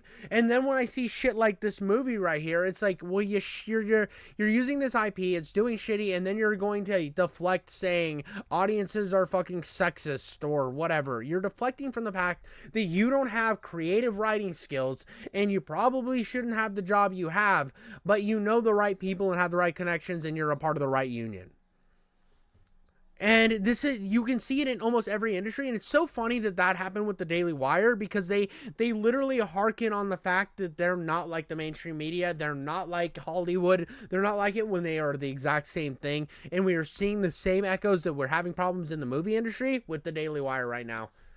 In their midst, who's killing them off one by one. Will they be able to pull together and save the galaxy? Will Giorgio be able to atone for the sins of her past? Does anyone even fucking care? I certainly didn't, because Section 31 is a terrible movie. And I don't just mean a terrible Star Trek movie, that's practically a foregone conclusion these days. I mean a terrible movie by any metric that you care to use to quantify these things. It's boring when it tries to be exciting, dumb when it thinks it's smart, laughable when it's trying to be serious, and depressingly bleak when it tries to be funny. It's like it wants to be two different movies at the same time, one dark and serious and violent, the other a whimsical, quippy, light-hearted adventure, and the two things go together. So this is the exact same thing that happened with Immortals of Avion, 100%. This is a writing thing that you can see over and over and over again. These fucking taint wagons like to drag their aids over everything that they do without actually looking to see if it's smart. Now the whole premise of Immortals of Avion, the big twist is that the entire world's been racist to these underground people, and you're like, whoa, we're doing a racism thing. Cool, after you just made quippy jokes the entire fucking game. The entire game is just laced with shitty millennial sarcasm, and then you get to where you're trying to go into broad, like powerful messages, and then you're not actually giving these messages the due process they deserve, the nuance they deserve. You're just throwing them in there to get brownie points. And Savannah obviously thinks this is the funniest thing ever. Huh? You're a little goofball. But it annoys the shit out of me, because it's like, okay, so you want to have this grand narrative moment where you talk about a real issue that happened. It was a bad thing. Slavery bad. Wow. Racism bad. Wow. You're like, you get to these points, and instead of giving it the nuance it deserves, you're just like, oh, that's cringe, or I'm gonna do that fake thing where they say something and I go meh, meh, meh, meh, meh. It's like, well, how are we taking something that's serious and then toning it down to the level for fucking toddlers? It's retarded is what it is. It's absolutely retarded writing, and I hate it. But as well as chocolate sauce on a doner kebab. The plot is tedious and simplistic, desperately trying to portray itself as this complex mystery to unravel, when really it's just another basic bitch revenge story about a guy with a super weapon and a grudge to settle. It's the same thing that's formed the basis of basically every Trek movie for the past 20 years, and anyone with more functioning brain cells than a block of wood will be able to figure it out about an hour before the actual characters do. Speaking of characters, this is easily the most idiotic group of retards I've seen on screen since, well, the last Alex Kurtzman Star Trek projects. Each one is precisely one character trait that gets dialed up so high that it actually starts to feel like a joke after a while. I mean, I'm assuming the writers watched Guardians of the Galaxy just before making this, because that's the kind of tone and banter they're desperately trying for here. Well, here's the thing about Guardians of the Galaxy. Now, I know a lot of people like to shit on James Gunn's Guardians of the Galaxy, but Guardians of the Galaxy maintained the same tone from the first movie through the last movie, and that's what you expect with Guardians of the Galaxy. And I hate when people like shit on Guardians of the Galaxy because it's it's the problem of that type of writing that you see in other things, but that type of writing works for Guardians of the Galaxy because they're the ragtag group of douchebags. That's what they are. That's what makes them charming. It's like Deadpool being goofy because he's Deadpool. That's exactly what you want. That's exactly what I wanted out of Guardians of the Galaxy. I didn't know who Guardians of the Galaxy was until I watched that movie, and I'm like, yes, I want more of this. And I got 2 more movies, and I think they're both fantastic. I think they're both fantastic, and I love the shit out of them. But when I'm watching something like Star Wars or Star Trek or some of these other IPs, I don't want them to feel like Guardians of the Galaxy, because now you're just being fucking lazy because it worked for them, it's gonna work for us, and that's a bad mentality to have, to try to change the whole line of all this lore, all these other movies. You're like, oh, they all had the same vibe and feel. Well, now we want it to be more like Guardians of the Galaxy because money, I guess. I don't fucking know.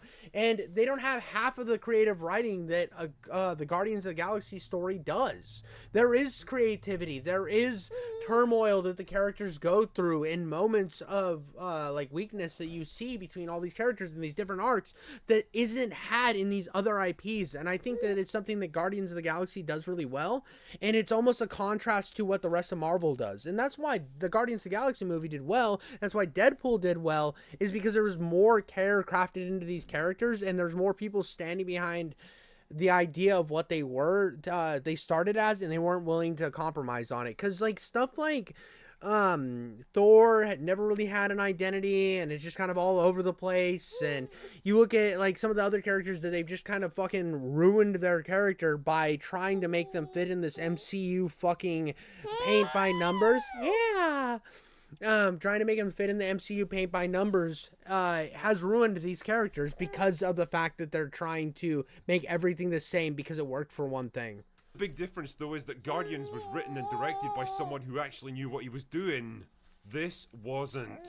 He didn't shit on James Gunn, so if you got the assumption that I assumed that he was gonna hate on, I've seen a lot of people shit on the James Gunn Guardians of the Galaxy, so I was already in fucking glazer mode. I was cum gobbling like a king. Then there's Michelle Yeoh. I like her as an actress, I really do. She's got charisma and screen presence, and even in her 60s, she can still kick ass surprisingly well. But she can't do everything. The roles she plays have to complement her sensibilities as an actor, and Philippa Georgiou just isn't that kind of character. She looks awkward and uncomfortable trying to play a femme fatale anti-hero like this, and ends up overacting to the point that it actually becomes kind of embarrassing to watch. I mean, I don't know, maybe she misunderstood the script and thought Section 31 was supposed to be a goofy parody. To be honest, I'm not entirely convinced it isn't now. Now, I'm going to wrap this review up quickly because I feel like I'm actively becoming dumber the more I talk about this movie, so instead I'm going to finish with a little request to the fine people at Paramount.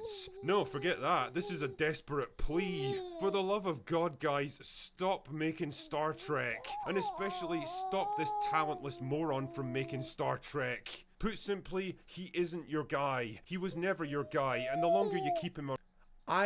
So I don't hate the Lower Decks. So the Lower Decks has the problem of being a Star Trek show. It never should have been a Star Trek show, but I enjoyed the characters of the Lower Deck. I think that it had the potential to be something great, but it never should have been a Star Trek show. It should have been its own IP. I will die on that hill. I think that, because I have watched the Lower Decks, and I think there's a lot of charm and a lot of fun, but it never felt like it was Star Trek. It felt like something completely different. It felt like it was an idea that was made for something else, and they just slapped an IP on it, which is one of my least favorite things when these companies do that. It's like the Prey 2017 game where they just fucking slapped the name Prey on it. It was like, these idiots will buy it because it's a part of a series they love. I hate that. I hate it so much. He isn't your guy. He was never your guy, and the longer you keep him around, the more damage he's doing. I tried to watch some of those other shows. They're all trash. They're all fucking garbage. Every single one of them couldn't keep me interested for an entire episode, let alone an entire season. But I did enjoy the Lower Decks. Even with its cringe, I thought it had some good moments. To your IP. Get rid of him no matter how much it costs to buy him out. Get rid of his shitty production outfit. Erase everything that they've made for the past 10 years and bring in people who actually understand what made Star Trek work. You have officially hit rock bottom here. The only way now is up. Anyway, that's all I've got for today. Go away now.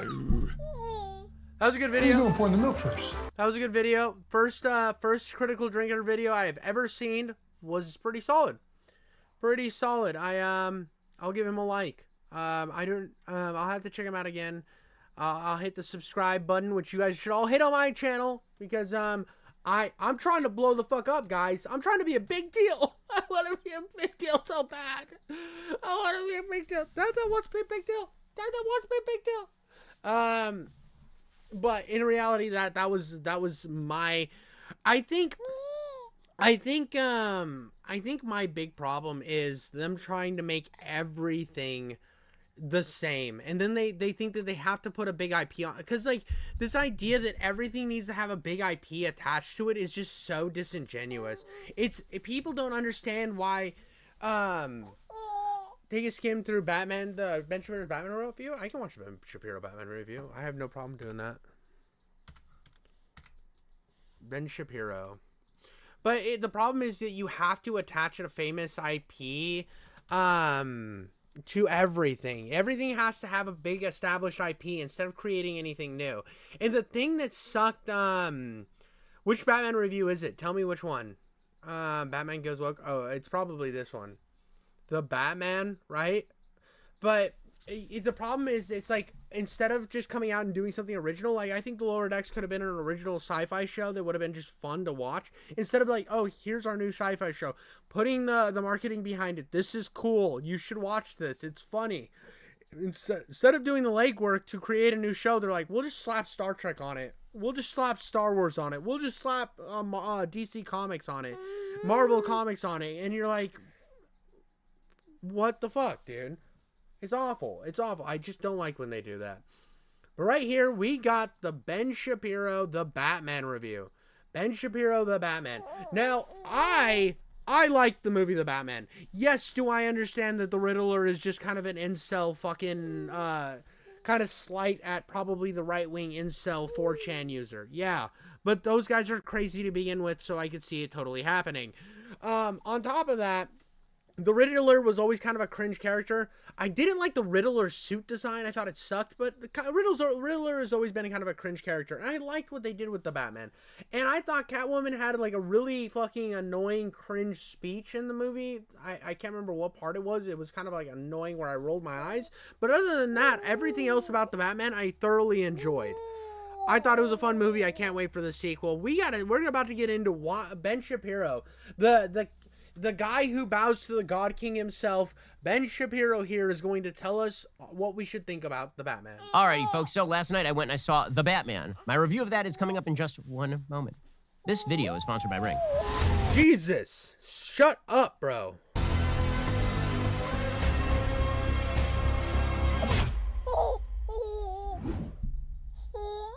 So last night I went and saw The Batman, went and saw it with my wife. It is 1 million hours long. And it's one of those movies where I started off and I was like, okay. And then I got a little further in, and I was like, all right. And then I got to the end, I was like, meh. And then the more I thought about it, the angrier I became. And so you're about to hear. Oh, dude, look at the side tilt. Wait, hold on. There we go. The angrier I became. The angrier I got.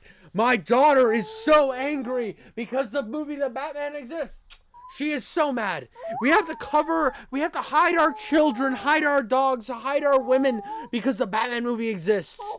Oh no. What have we got here? A lot of hot takes on the Batman because I hate This movie. Okay, first of all, I'm just going to tell you right up front, spoilers. Spoilers aplenty here. So if you haven't seen the film yet and you want to see the film and you don't want to be spoiled, I'm warning you. You've been warned. All right, this is Detective Batman. So if the original Michael Keaton Batman was sort of crime-fighting Batman and the Christopher Nolan Batman was city-saving Batman, this Batman is supposed to... Hold on. Here's the correct way to break it down.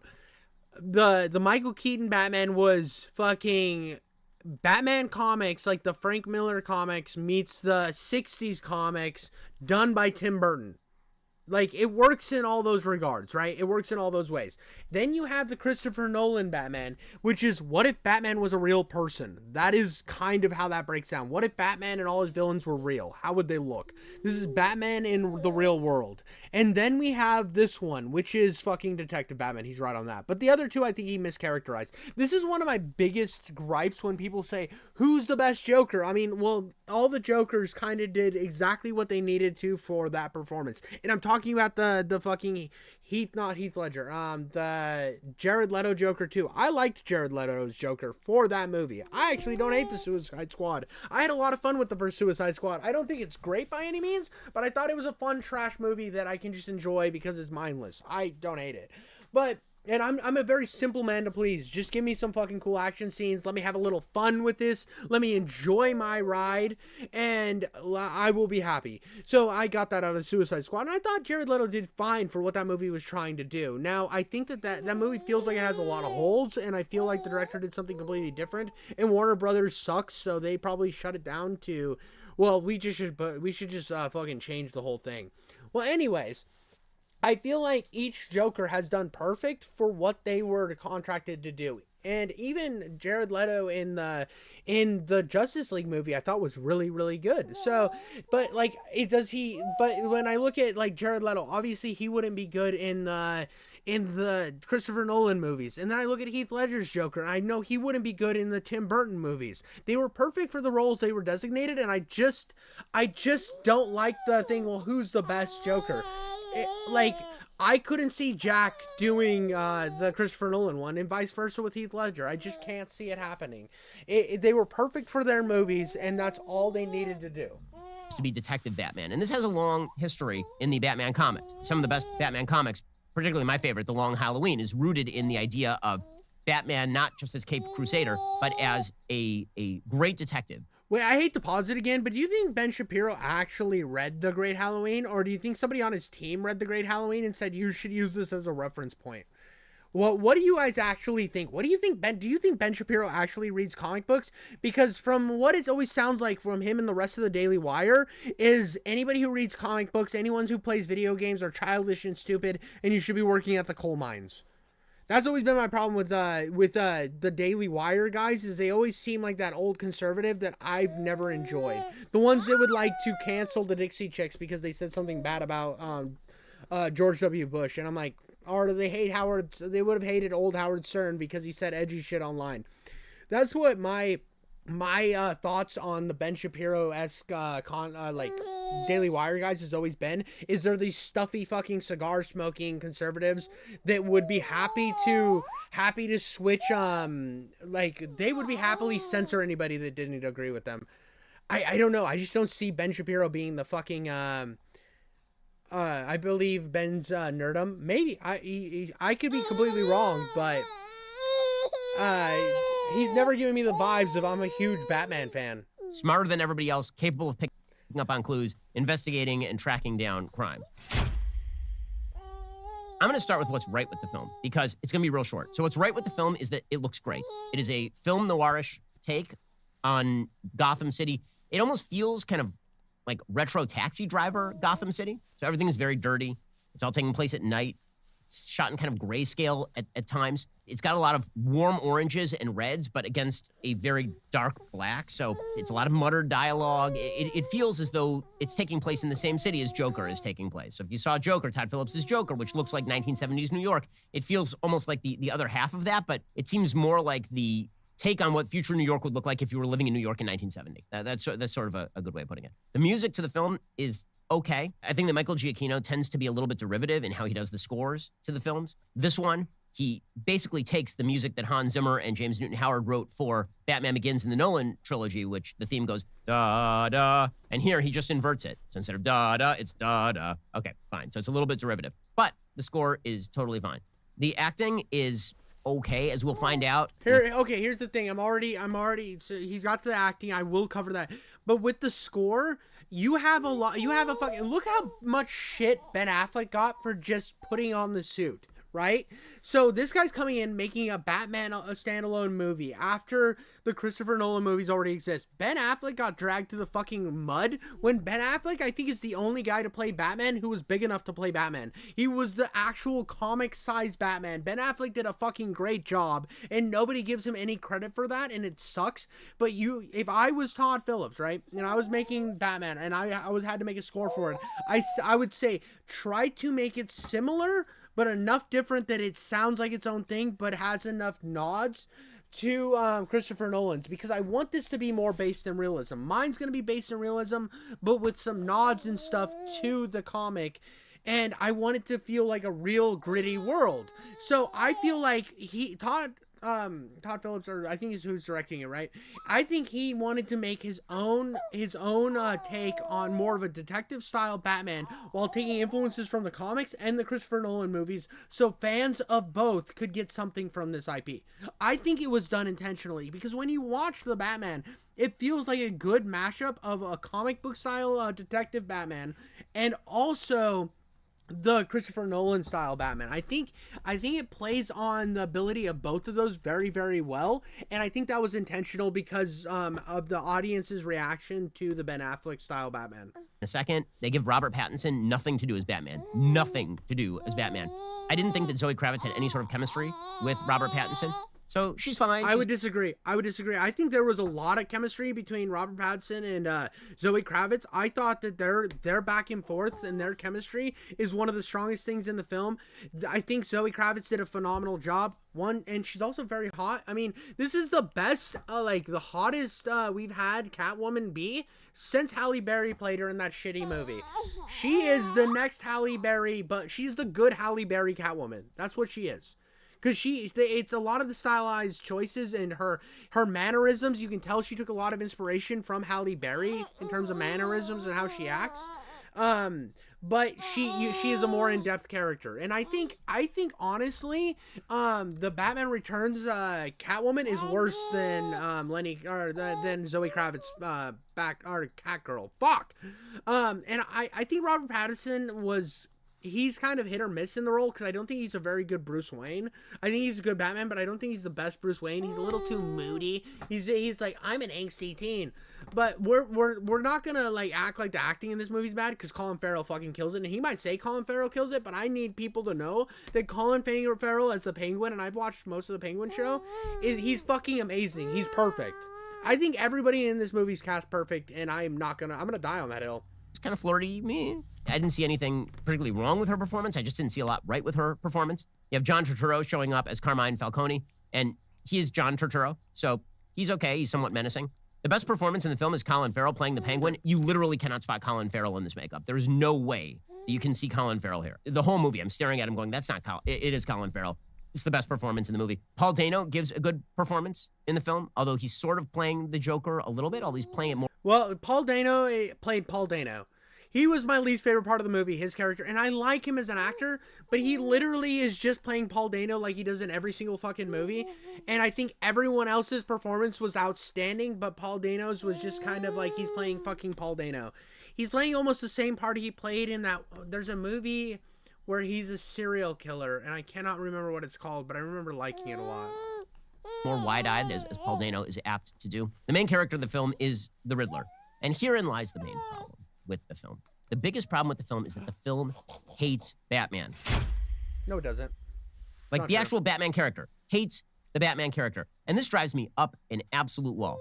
The biggest problem with the film is not the wokeness. Yes, there's some woke touches. You have Catwoman, who is a woman of color, who is, of course, good. And you have the black female mayor, who is good. And you have the black Jim Gordon, who is good.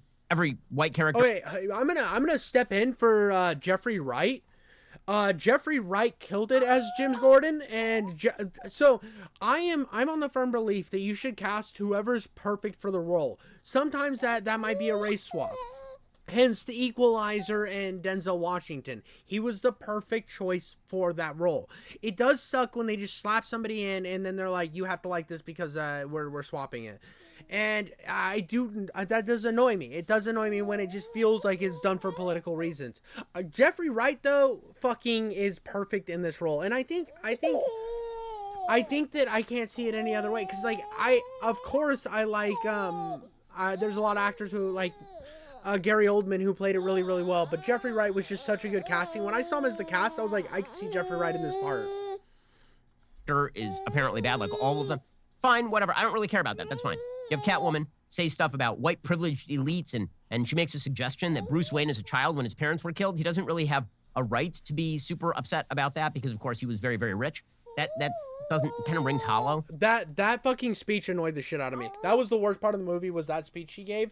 And it was just so bad. It felt out of place. It felt forced. It felt like they had to put a speech in like that. It's okay, Savannah. I know you want to talk. Well, what are your opinions of Batman? Tell them. Now you say nothing. Now she says nothing. But yeah, it just felt out of place. And I remember thinking I really didn't like that. And that was the worst part of the movie. Now, a lot of these lines seem like throwaways for film lefty Twitter. But the main theme is not a throwaway. The main theme is what matters here. The film despises Batman. So every Batman iteration has to explain why a man who is a billionaire would dress up like a bat and go around beating up criminals. It's not answered. And the director doesn't know. And the writer doesn't know. And this is the problem. No, it doesn't have to explain it. That was my favorite part of this movie. That was my favorite, because, like, you look at the Batman, 89 Batman, right? They don't explain why he's Batman. He's just fucking Batman. In this one, he becomes Batman, and he doesn't need to explain to you why he's fucking Batman. He's just Batman. I liked that. We didn't spend a... What? What's up? Huh? You don't need to explain in every fucking movie the whole backstory every single time. You can just start the movie. I was so happy it didn't do the fucking backstory thing.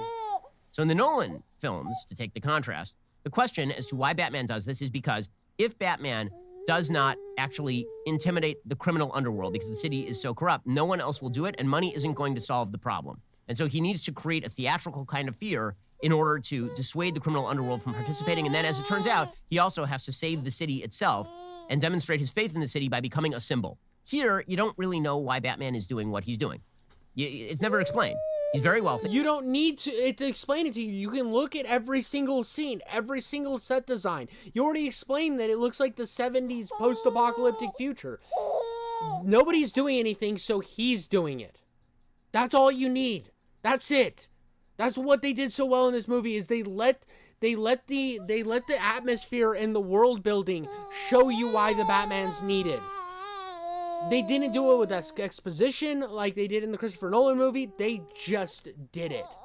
And I appreciated that because they showed, they didn't tell. He doesn't apparently do anything with his wealth. He doesn't try to give charity. He doesn't try, I mean, this actually made a plot point. He's a bad man because he's white. He's a bad white man who doesn't actually give charity. He's not involved, and he's not playing that as a role. Again, this is part of the problem, is that Bruce Wayne and Batman are the same character. So if you... I keep using the Nolan comparison because it is the gold standard for all superhero movies, not just Batman. Yeah, dude, I can understand why Turkey Tom would get annoyed, because he's just not fucking... It's like he closed his eyes and then would open his eyes whenever something annoyed him, and then refused to look at context clues of the world. He ignored all of the world building that was told through the disasters that this world is in order to just say... Yeah, I needed you to tell me it, because my wife's pussy doesn't get wet, you know? It's like, he needs you to fucking spell it out to him like a child, and that's so sad. It's so sad that he didn't have the critical thinking skills to be able to look at this and say, oh, the reason he's the Batman is because every street is on fire. Movies. So when you look at Nolan's Batman, Bruce Wayne is the character that Batman is playing. Okay, Bruce Wayne is not real. Batman is real. Batman is who Bruce Wayne really is. And so he has to play a fop. In Batman Begins, he's squiring around ladies in his Lamborghini, and he's buying hotels, and he's doing all of this just to cover up for the fact that he is Batman. So you get very separate Batman and Bruce Wayne. You get the same thing actually with Michael Keaton. Batman and Bruce Wayne are two different characters. Here, Batman and Bruce Wayne are the exact same character. Well, here's another thing. I know I'm pausing it again, but this is so fucking irritating. The point of this movie was this is his first time being Batman, right? We're not getting the long, drawn-out backstory. We're not getting the explain why he needs to do it or all that other bullshit. But he hasn't figured out internally yet what the difference should be with Batman and Bruce Wayne. So you get that context from other characters talking to him, like, oh, you just kind of fucking show up. You're a whiny rich boy. Everybody just assumes everything about him because he hasn't done any of the legwork to be Bruce Wayne yet. And I think that's where it kind of for me was like, oh, he's not a great Bruce Wayne because he hasn't tried to be a good Bruce Wayne yet, because the movie, he hasn't gotten to that character arc yet as a character. He's simply wanting to be the Batman, wanting to end a crime, doesn't care about anything else. He has his goals, but he also realizes that he's the son of one of the biggest industry people in the entire city, and he hasn't realized how to deal with that responsibility yet. And how other people look at him. Oh, you don't donate to charity. Well, we're going to judge you here. We're going to judge you there. And so he doesn't know how to be Bruce Wayne. So yes, it's the weakest part of the film. But honestly, I think that in future iterations, if they don't address some of that, would be such a misstep. But it feels like it was necessary. Now, again, they could fuck this all up with a sequel. I don't know. But in the movie, that's what I thought. I was like, well, he's not a great Bruce Wayne, but he doesn't know how to be a great Bruce Wayne yet. He hasn't had it seems like he left, came back, decided to be the Batman, and now he has to deal with all this bullshit Bruce Wayne stuff that he doesn't want to deal with, that he doesn't know how to navigate around.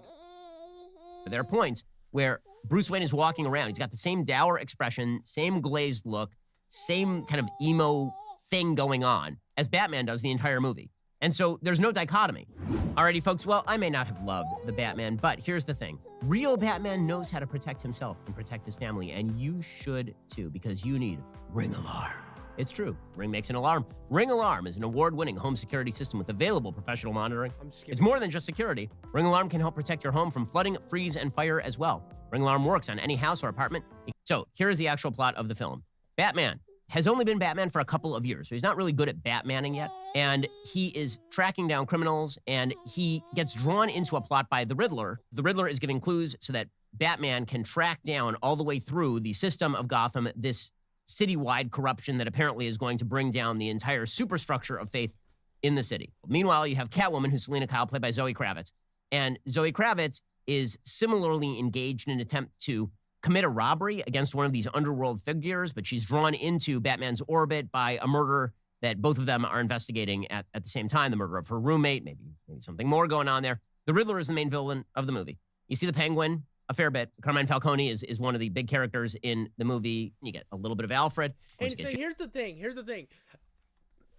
With the fucking Falcones and stuff, this is the first time in a Batman movie we have gotten to see the underbelly of the Batman universe, which you get in the comic books, you get in the cartoons, but it seems like they just always introduce villain, here's story, go fight villain. And finally, a movie decides to actually build the world of Gotham City, and he's complaining about it.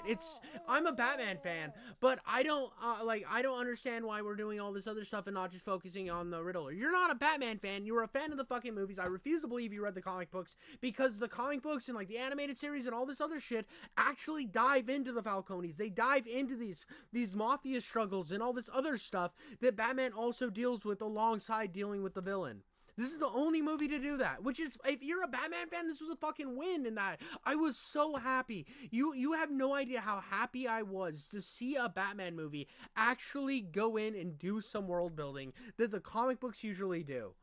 It's why a lot of comic book movies kind of are not flops, but aren't great representations of the comic book, because they feel like they're trying to be a Superman or superhero movie instead of being a comic book movie.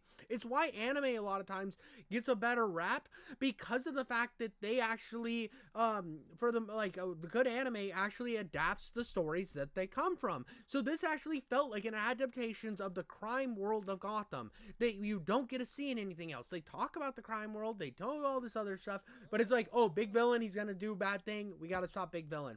This time it was like Batman's dealing with the underbelly of Gotham. Batman's also dealing with the criminal. And that's what Batman has to do. He has to juggle all these things at the same time because Gotham is this fucking grimy, awful place. And that dichotomy is also what makes it interesting that he hasn't figured out how to be Bruce Wayne yet. He only knows how to juggle a few things at a time right now.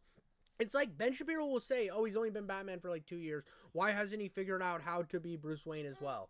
It's like, dude, he's all like that. You've answered your own fucking question. You're God. This is why Brett Cooper left the Daily Wire right here. This fucking Batman review. Jim Gordon, whose main job in this film is apparently just to say Jesus over and over again. Christ, it's Coulson. Whenever something bad happens, he just goes, Jesus. And that happens like 6 times. Like Jim Gordon does nothing except for basically stop Batman from getting arrested a lot. That's pretty much all he does. He's a bad detective. He doesn't do anything. The plot is that all these people get killed. Batman uncovers it. He realizes that his dad was corrupt also, or that his dad engaged in Well, corruption. that's the thing. Jim Gordon was the guy that understood that Batman is the world's greatest detective. He knew that he needed Batman's intelligence to figure this stuff out. So the fact that they had Jim Gordon as the guy that just summons the Batman, I mean, that's all fucking all the other Jim Gordons did. Like, what? Why are you going after him?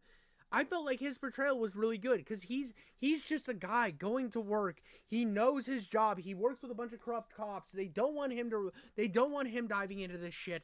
So he just plays the fall guy. And he plays the guy that protects the Batman. I thought he did a good job. And could you imagine being a cop in this world? Again, the world building kind of proves all of his shit wrong, which obviously he ignored every single piece of world building in this film. With Carmine Falcone. Finally, we get to the end. Paul Dano does it's such a ripoff of Seven. He gives himself up. He doesn't get captured by Batman. Batman does not prevent a single one of these deaths. Batman, in fact, is complicit in one of the deaths by accident. And he doesn't actually capture the Riddler because he's clever. The Riddler gives himself up by sitting at a diner. And that's what's brilliant. Like I said, I think that there's a lot of mistakes with the Riddler, mainly with his costume. But I like the idea of him being a character like what's his face in Seven? I can't remember the dude who like had sex with all those boys, allegedly. God damn it, he was in The Negotiator as well. Anyways, Kevin Spacey. The dichotomy of him being this ultimate like crazy individual who spent all this time, like these are the type of people who will find out every piece of dirt you've ever sent on 4chan. You think that Batman's dealt with this? No, he's been dealing with fucking mobsters and shit for the last 2 years. He's been dealing with thugs. Now he has somebody as an intellectual equal to play with. And he lets him himself get caught. I mean, this is what the Joker did. You're not sitting here complaining about Heath Ledger's Joker. It was a cool fucking, I have your number, Batman. You're not good enough to beat me. And it was such a cool twist. And getting arrested. Then he unleashes a bombing of Gotham that essentially causes the flooding of the city. And Batman goes to the Madison Square Garden, where a mayoral event is now being held for the brand new mayor, who is an uplifting black female who has no other story or backstory, so she's really uninteresting. It starts to flood, and up on top, in the wings, are a bunch of Paul Dano's followers, are a bunch of the Riddler's followers who are all dressed like the Riddler, and they are shooting down into the crowd to try and kill members of the elite in Gotham City. And so Batman goes up there and he's beating people up. There comes a point where he's beating this guy, and he's really, like, maybe beating him almost to death. And he stops, and they take off that guy's mask, and they say, who are you? And the guy says, I am vengeance. Okay, now this is the theme throughout the film. Ooh, the theme. Okay, so in order to explain why this is a problem, you have to now understand the character of the Riddler. So it says right at the beginning of the movie, who is Batman? I'm vengeance, right? He's just on the streets and he's beating people up. I'm vengeance. And then people keep... Ben Shapiro, you stupid fucking cum-nado piece of shit. You fucking man who thinks that all vaginas have teeth and shit. You goddamn no knowledge-having motherfucker. You goddamn fucking jizz falcon, menstruating lake piece of shit. You missed every single point. Yes, it's the theme. Yes, it's the point. Because he doesn't see it as anything other than vengeance on the loss of his parents. That's why he's a bad Bruce Wayne. That's why all the context is just he's as dirty as the world that he's fighting against. This is all a good jumping point for what is to be a film series. For character growth. He realizes by the end of the film that he can't be that vengeance anymore. Because by thinking that way, it led to a lot of people getting hurt. It's like, context, motherfucker. Do you get it? Keep calling him Mr. Vengeance for no apparent reason. Like, we don't know why they're calling him that. Because he never actually publicly says he's vengeance. It's in his creepy diary, which again is supposed to be a mirror image of the fact that the Riddler also keeps a Zodiac Killer style diary. So they're supposed to be two halves of the same whole. Batman is beating up this follower of the Riddler's. He takes off his mask, and the guy says, "I'm vengeance." And suddenly Batman sees. Suddenly Batman realizes he can't be vengeance. That's not what he's meant to do. Yes! Yes, it was a great moment where he realizes that he needs to be more than just the fist of vengeance. He needs to be the symbol. All of the things you fucking said, Ben Shapiro! Everything you've said in this fucking stupid-ass review, you've literally proved yourself wrong. Facts don't care about logic, or facts don't care about feelings. This is literally your fucking rhetoric biting you in the ass, you stupid fuck. With your fucking eyebrows and weird butt lip. He's betrayed his mission.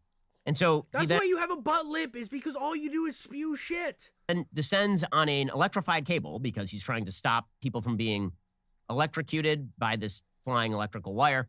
And he cuts off the cable. He's holding on to it. He falls down into the water. A rebaptism. He gets up, and then he proceeds to lead a bunch of people who are not really trapped, but kind of trapped, I suppose. And he leads them to, I guess, a safer place by carrying a torch. And then he goes up to the top of Madison Square Garden, and he is helping people be airlifted and evac'd out, medevac'd out. And this is how he has learned fulfillment. So what is this movie about? This movie is about how fighting criminality does not actually help innocent people. He says this at the very beginning. He says, "I'm not sure I'm doing any good. I'm not sure I'm doing any good." That is not what the movie's about, you fucking idiot. By fighting the criminals, crime is still up. It turns out that Batman has to stop being Batman.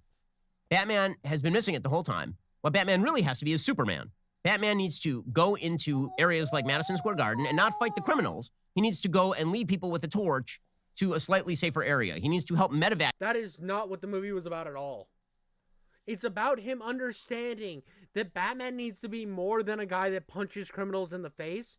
He needs to be the symbol for Gotham to move forward. You fucking retard. People on the top of it. He needs to build Habitat for Humanity. He needs to join Jimmy Carter and build houses for homeless people. That's what Batman needs to be doing. This really is a sort of attack on the idea. No. How did you get that from this film? Savannah, why is Ben Shapiro such an idiot?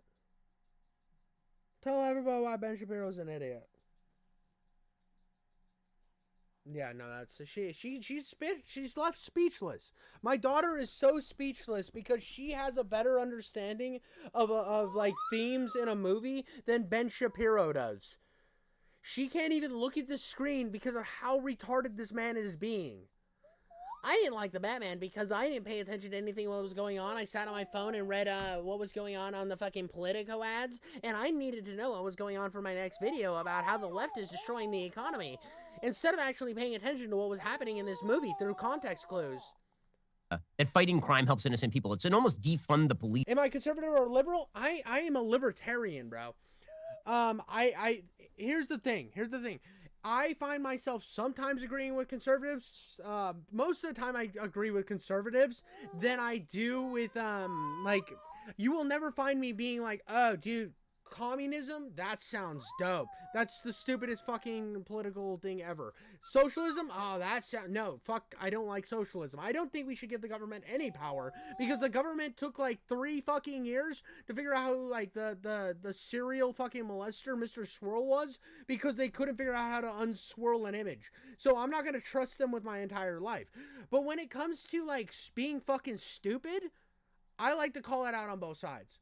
And right now, Ben Shapiro is being a fucking idiot, dude. He's being a fucking moron because he doesn't know how to, like, he was looking for reasons to hate this because it was going to be good for his conservative audience to just hate everything. And I don't like that. I don't like going into anything with hate. And it seems like he was looking for reasons to hate this Batman movie while pretending to be a Batman fan when the Batman has the best Batman character or, like, world building out of all the movies. It is the first time we see an actual Gotham that is living and breathing and not just set dressing for fighting a main villain. And that's like where I'm gonna like I don't like being put into a fucking box for my like who I should be. Oh, well, you should be this because you have some sort of conservative lines, or you should be this because you sometimes you agree with like liberals or whatever. I hate how people will kind of like grift themselves into this corner where everything has to be political. I'm just looking at this as a movie review and not as like a conservative guy giving a movie review. And as a movie reviewer, this is dog shit. This is fucking AIDS on toast. This is fucking chlamydia getting shoved up in your ass for no reason. This is just trash. If you wanted to talk about how annoying the Catwoman speech was and how fucking cringe and left-wing that was, absolutely agree. It was an annoying fucking you're a white privileged guy speech, and it came off as fucking cringe in the movie, and I would agree with that. The rest of the film I thought was fantastic. Attitude toward what crime is. And I know I'm coming off very hostile, and I don't mean to come off as so hostile on you guys, chat, but I'm listening to Mr. fucking Stupid over here miss context clues on when they're fucking literally sitting on his face. They're sitting on his face. What do you expect me to do? Lick that? Because I don't understand what I'm supposed to do. I thought all sexual encounters were just supposed to be me inserted and then me leave. Why are you sitting on my face? Like, it's like he doesn't understand he's supposed to lick, buddy. And it's an attack on the basic idea that individuals are capable of doing justice by finding bad guys and fighting them. Instead, apparently, individuals are only capable of doing nice things by helping little old ladies cross the street. It's this sort of mentality that has led to New York turning into Gotham City in the last couple of years, by the way. That's a fundamental betrayal of what Batman is. What makes Batman different from the Riddler and than any of these other criminals is these criminals target innocent people and Batman targets criminals. That's the basis of the character. The entire basis So there's this guy named Praise of Shadows, right? He made this video on it was The Hills Have Eyes, right?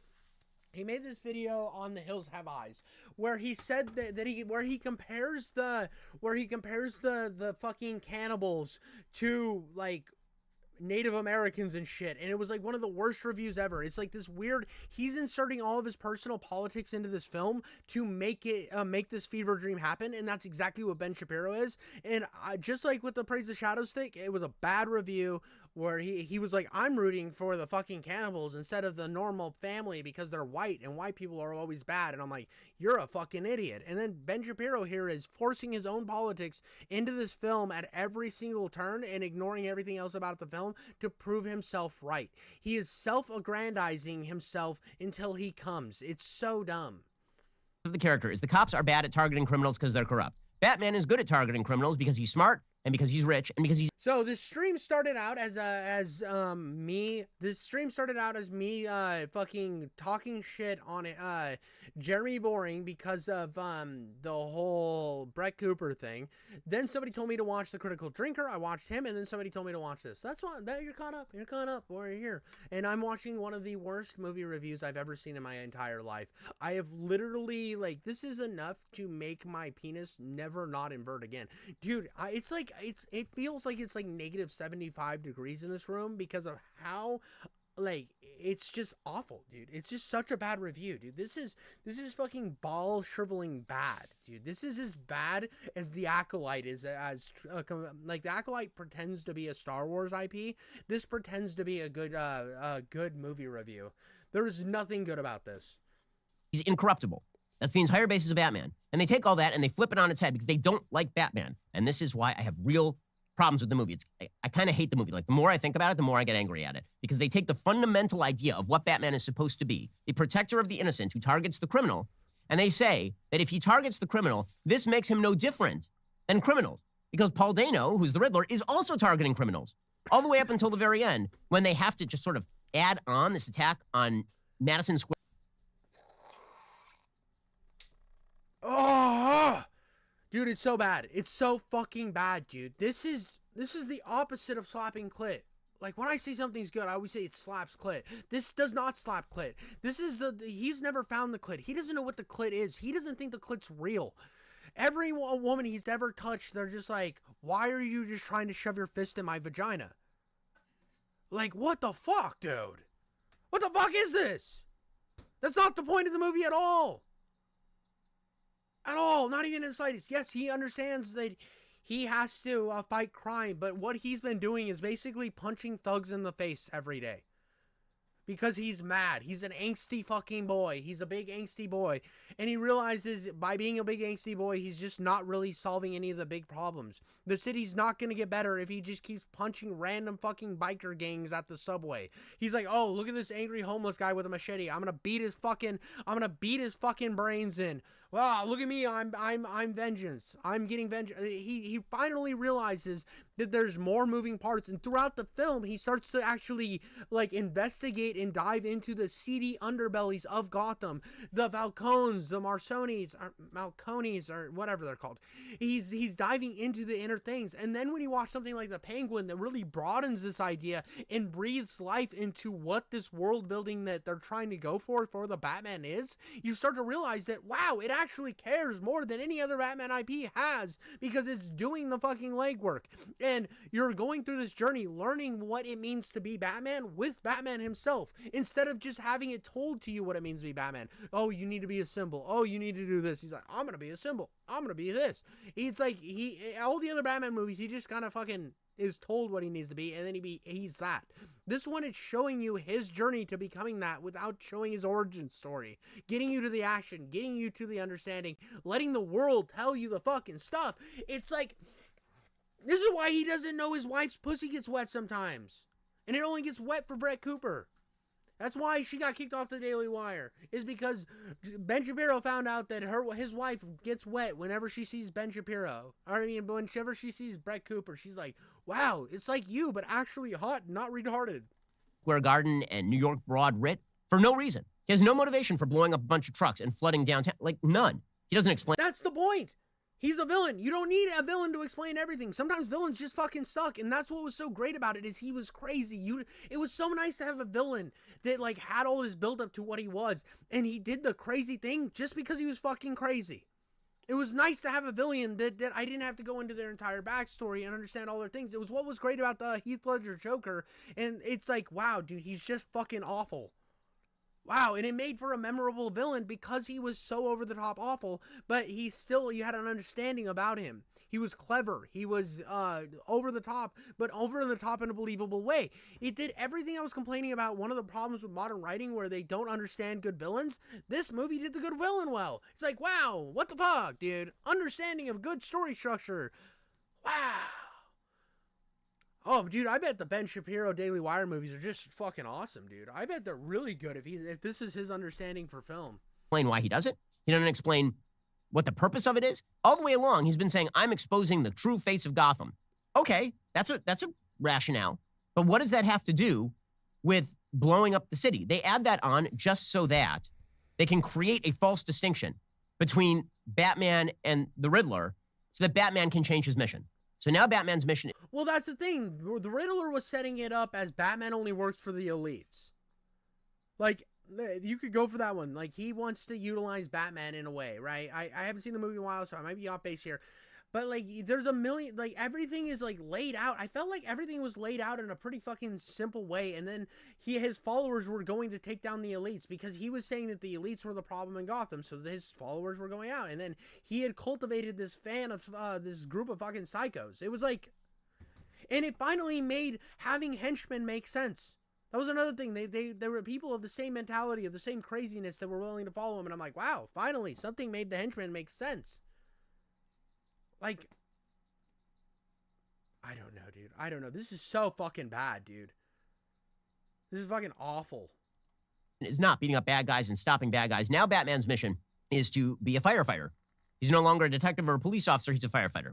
That's a betrayal, and it's a real problem. Yo, so you're telling me if there was a fire in the Batman comics, he wouldn't try to stop the fire and save the people in the firehouse? Like, let's say a house is on fire, and Batman's fucking gliding by. You think Batman's gonna be like, no, I'm not a firefighter, deuces. I'm not gonna save those lives. I'm Batman. I gotta go punch somebody in the face. What the fuck are you talking about, Ben Shapiro? And that's my biggest issue with the film. It just feels like... The only Daily Wire movie I ever wanted to watch was the one with Thomas Jane, because I watch almost everything with Thomas Jane whenever I see it. Like, if I'm scrolling through movies and I see a movie with Thomas Jane, I watch it just because he was so good as the Punisher. Such a sellout. It feels like such a sellout of what Batman is supposed to be. Again, it's got a little bit of woke politics, but that's really not the problem. But the Daily Wire movies I've seen are pretty mid. Terror on Prairie was cheeks, though. Dude, yeah, dude, it's like, if this is your fucking understanding of a movie, I don't want to watch anything you create, buddy. I'm sorry. If you couldn't, like, figure out the nuances of world building, you went into that shit with blinders on. And we're like, why isn't Batman the symbol? Like, Jesus, what an idiot. The problem is the broader woke orientation of the film. If the Nolan Batman was about the idea that you help innocent people by fighting criminality and provide an inspiration to people to fight criminality, if that's the idea of Batman, That's not what the idea in Batman Begins was, bro. The idea in Batman Begins was he was just fucking fighting people. Like Batman Begins, he wasn't a symbol or wasn't anything else. That wasn't the way it was going until later. Like he was a big sad boy that trained in the mountains and then had to fight the guy who trained him in the mountains in Batman Begins. He was like, I gotta save the city because of Ra's al Ghul. Like, it was pretty fucking. Like, I'm gonna kill all the criminals and I'm just gonna purge this place off the world because Gotham's so bad. And then Bane comes in, he's like, I'm gonna purge all the people off the world and Gotham is bad. Like, because he, like, there's a reason why Bane was doing the same thing. I understand that it was Ra's al Ghul's daughter that was running it all. But it's like, I don't know. which it is, that's completely thrown on its head here. Matt Reeves, who's credited as both a director and a writer on the film, he does not like Batman, and I can't get over this. How do you give $150 million to a dude?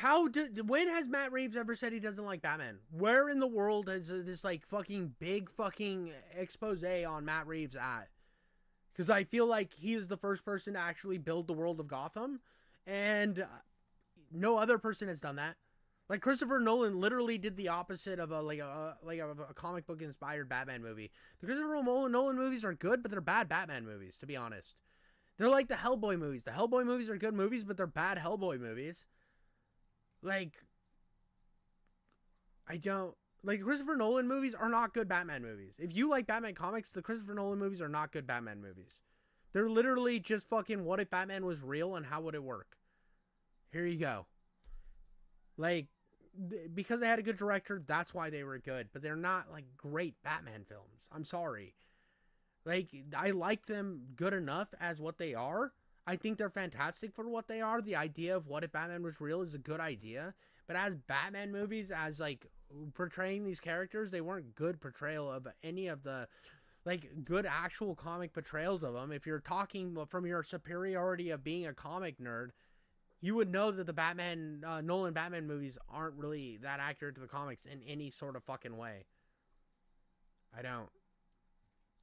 And I'm not even the biggest Batman fan, and I know that. Like, I know I had fun with all those movies. Batman Begins was kind of mid. I'm not the biggest Batman Begins fan. I thought it was okay, but I'm never going to rewatch it. But when it comes to The Dark Knight, I love The Dark Knight. The Dark Knight Rises, I think, is a fantastic film. I like the Batman 89, Batman Returns. I even liked the Batman with Val Kilmer, whatever that one's called. Batman Forever. But it's like the lack of understanding of why it's...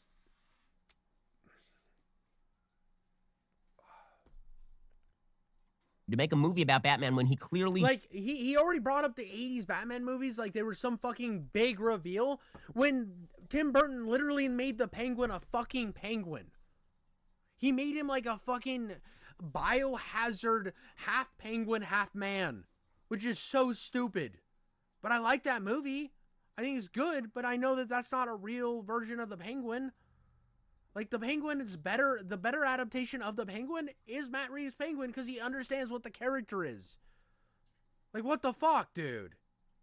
Yeah, you're a comic book fan, though. You're real fucking... Thank you for speaking out for all comic book fans here. With your fucking huge lack of understanding of the comics. He does not like Batman. When he thinks that Batman is bad.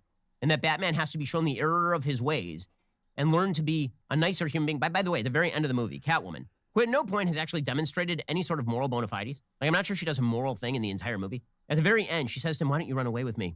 And we'll go rob some hedge fund CEOs. And he doesn't say back to her, you know, that's bad to rob hedge fund CEOs. Instead, he's like, he thinks about it for a moment. She's like, no, you belong in Gotham. The generalized cheap left-wing sensibility is very silly with regard to Catwoman. If I have not made clear at this point, the movie's also 8 hours long. It's like a Wagnerian ring cycle, this film. It just goes on and on and on. Every shot is composed in order to have people walk across rooms. Like, Christopher Nolan would snap that cut right to the action. If you watch Dark Knight, there is no wasted motion in that film, and it's 2.5 hours long. This is 3 hours long, and it feels like 4. I never check my watch during movies, particularly not a Batman movie. And I checked my watch at least twice during this film. It's better than Marvel because Dude, The Walking, he was ignoring all of the fucking the story building. He ignored all of the story building because he was too busy just fucking waiting for flashy action. He wanted this shit to be a Michael Bay movie when it was actually trying to do world building in the Batman universe. This is so bullshit, dude. I didn't think I was gonna hate this much. I didn't think I was gonna get this mad. But this fucking taint wagon of an idiot, dude, with his giant fucking eyebrows, and I don't have a lot of room to talk because I have massive eyebrows. But dear God, those fucking caterpillars. They must be sucking his brain out to provide hair to his eyebrows. If this is his interpretation of Batman. everything's better than Marvel because Marvel doesn't take characters seriously and Marvel feels like cotton candy. This doesn't feel like cotton candy. It just feels like a fundamental betrayal of the character, which is just, it's lazy writing. And more than that, it's not nice to the audience. The audience wants to see Batman be Batman and be good at being Batman and know why he's being Batman. They don't want to see Batman learn the lesson that being Batman is bad. That defeats the purpose of going to a Batman film. Alrighty, so that is my review of The Batman. I know. A lot of people really like the movie because, hey, it's Batman. It's hard to dislike Batman. But folks, if you like this video, please like and subscribe. No, dude, it's awful. I will refuse to subscribe to you ever because of this video. This is so bad. Okay, like one video doesn't make it you completely invalidated. I'm just not the biggest Ben Shapiro fan. But on top of that, like I went into this feeling like I didn't know it was this fucking bad, dude. Jesus. This is the worst review I have ever seen. This is so bad. Like this is actually retarded. This is actually like I think Jack Nicholas Nicholas or whatever, Jack Nicholson's son, fucking original Joker. I think his character from One Flew Over the Cuckoo's Nest after the lobotomy would have done a better review. Ben Shapiro, the type of guy that hates Star Wars content unless they're lightsabers. And you know what? I actually I think like The Mandalorian was really good. And here's the thing too, there's a lot of Star Wars content that is just fucking dog shit now. And it's like there's a lot of things to gripe about them with. And most of the time this is my problem with these fucking everything's woke channels too, is you get into shit like this where they want it to be woke, so they will it into existence, and then they get mad. I missed the guy. I was before this Batman review. Oh my God, dude. It's so bad. It's so bad. It's just so dumb, dude. It's so dumb. It's just such a bad review. It's so fucking stupid. It's actually the most retarded thing I've ever seen. And I'm like honestly hurting in my mind. My mind fucking hurts. It's like I can't understand this type of retardation to where you went through the whole movie and you weren't just mind blown. As a light fan of Batman, like I was sitting in that movie, my eyes were just, I was just sucking it in so deep, like that, the prostitutes who know how to suck a golf ball through a hose, they didn't have the ability of sucking that I had for sucking in the atmosphere in the world building from the Batman movie. It was the first time we got a real, an actual lived in Gotham that wasn't just set dressing. And this fucking Batman fan didn't see it. Now, there are gripes and there are some woke moments in the Batman, which I completely like. Most of them revolved around the Catwoman character. I still think she did a good job with it. I just think some of the writing was forced just to add that shit in because of the weird left-wing gripes about Batman being a billionaire who beats up criminals. I felt like they did put some of that stuff in the movie, which there is gripes, but to just ignore everything else, that's my problem. It's like, oh, one bad scene in the movie, all of a sudden the whole fucking thing's woke. This was garbage. This is trash. Ben Shapiro, delete your channel. Give it to Brett Cooper. She knows how to get your wife's pussy wet. And with that, guys, I think I'm getting off for the night. I appreciate you all. Thank you all for coming out. Make sure to like and subscribe. And I'm going to bed because I need to fucking close my eyes and wash the disgust out of my body.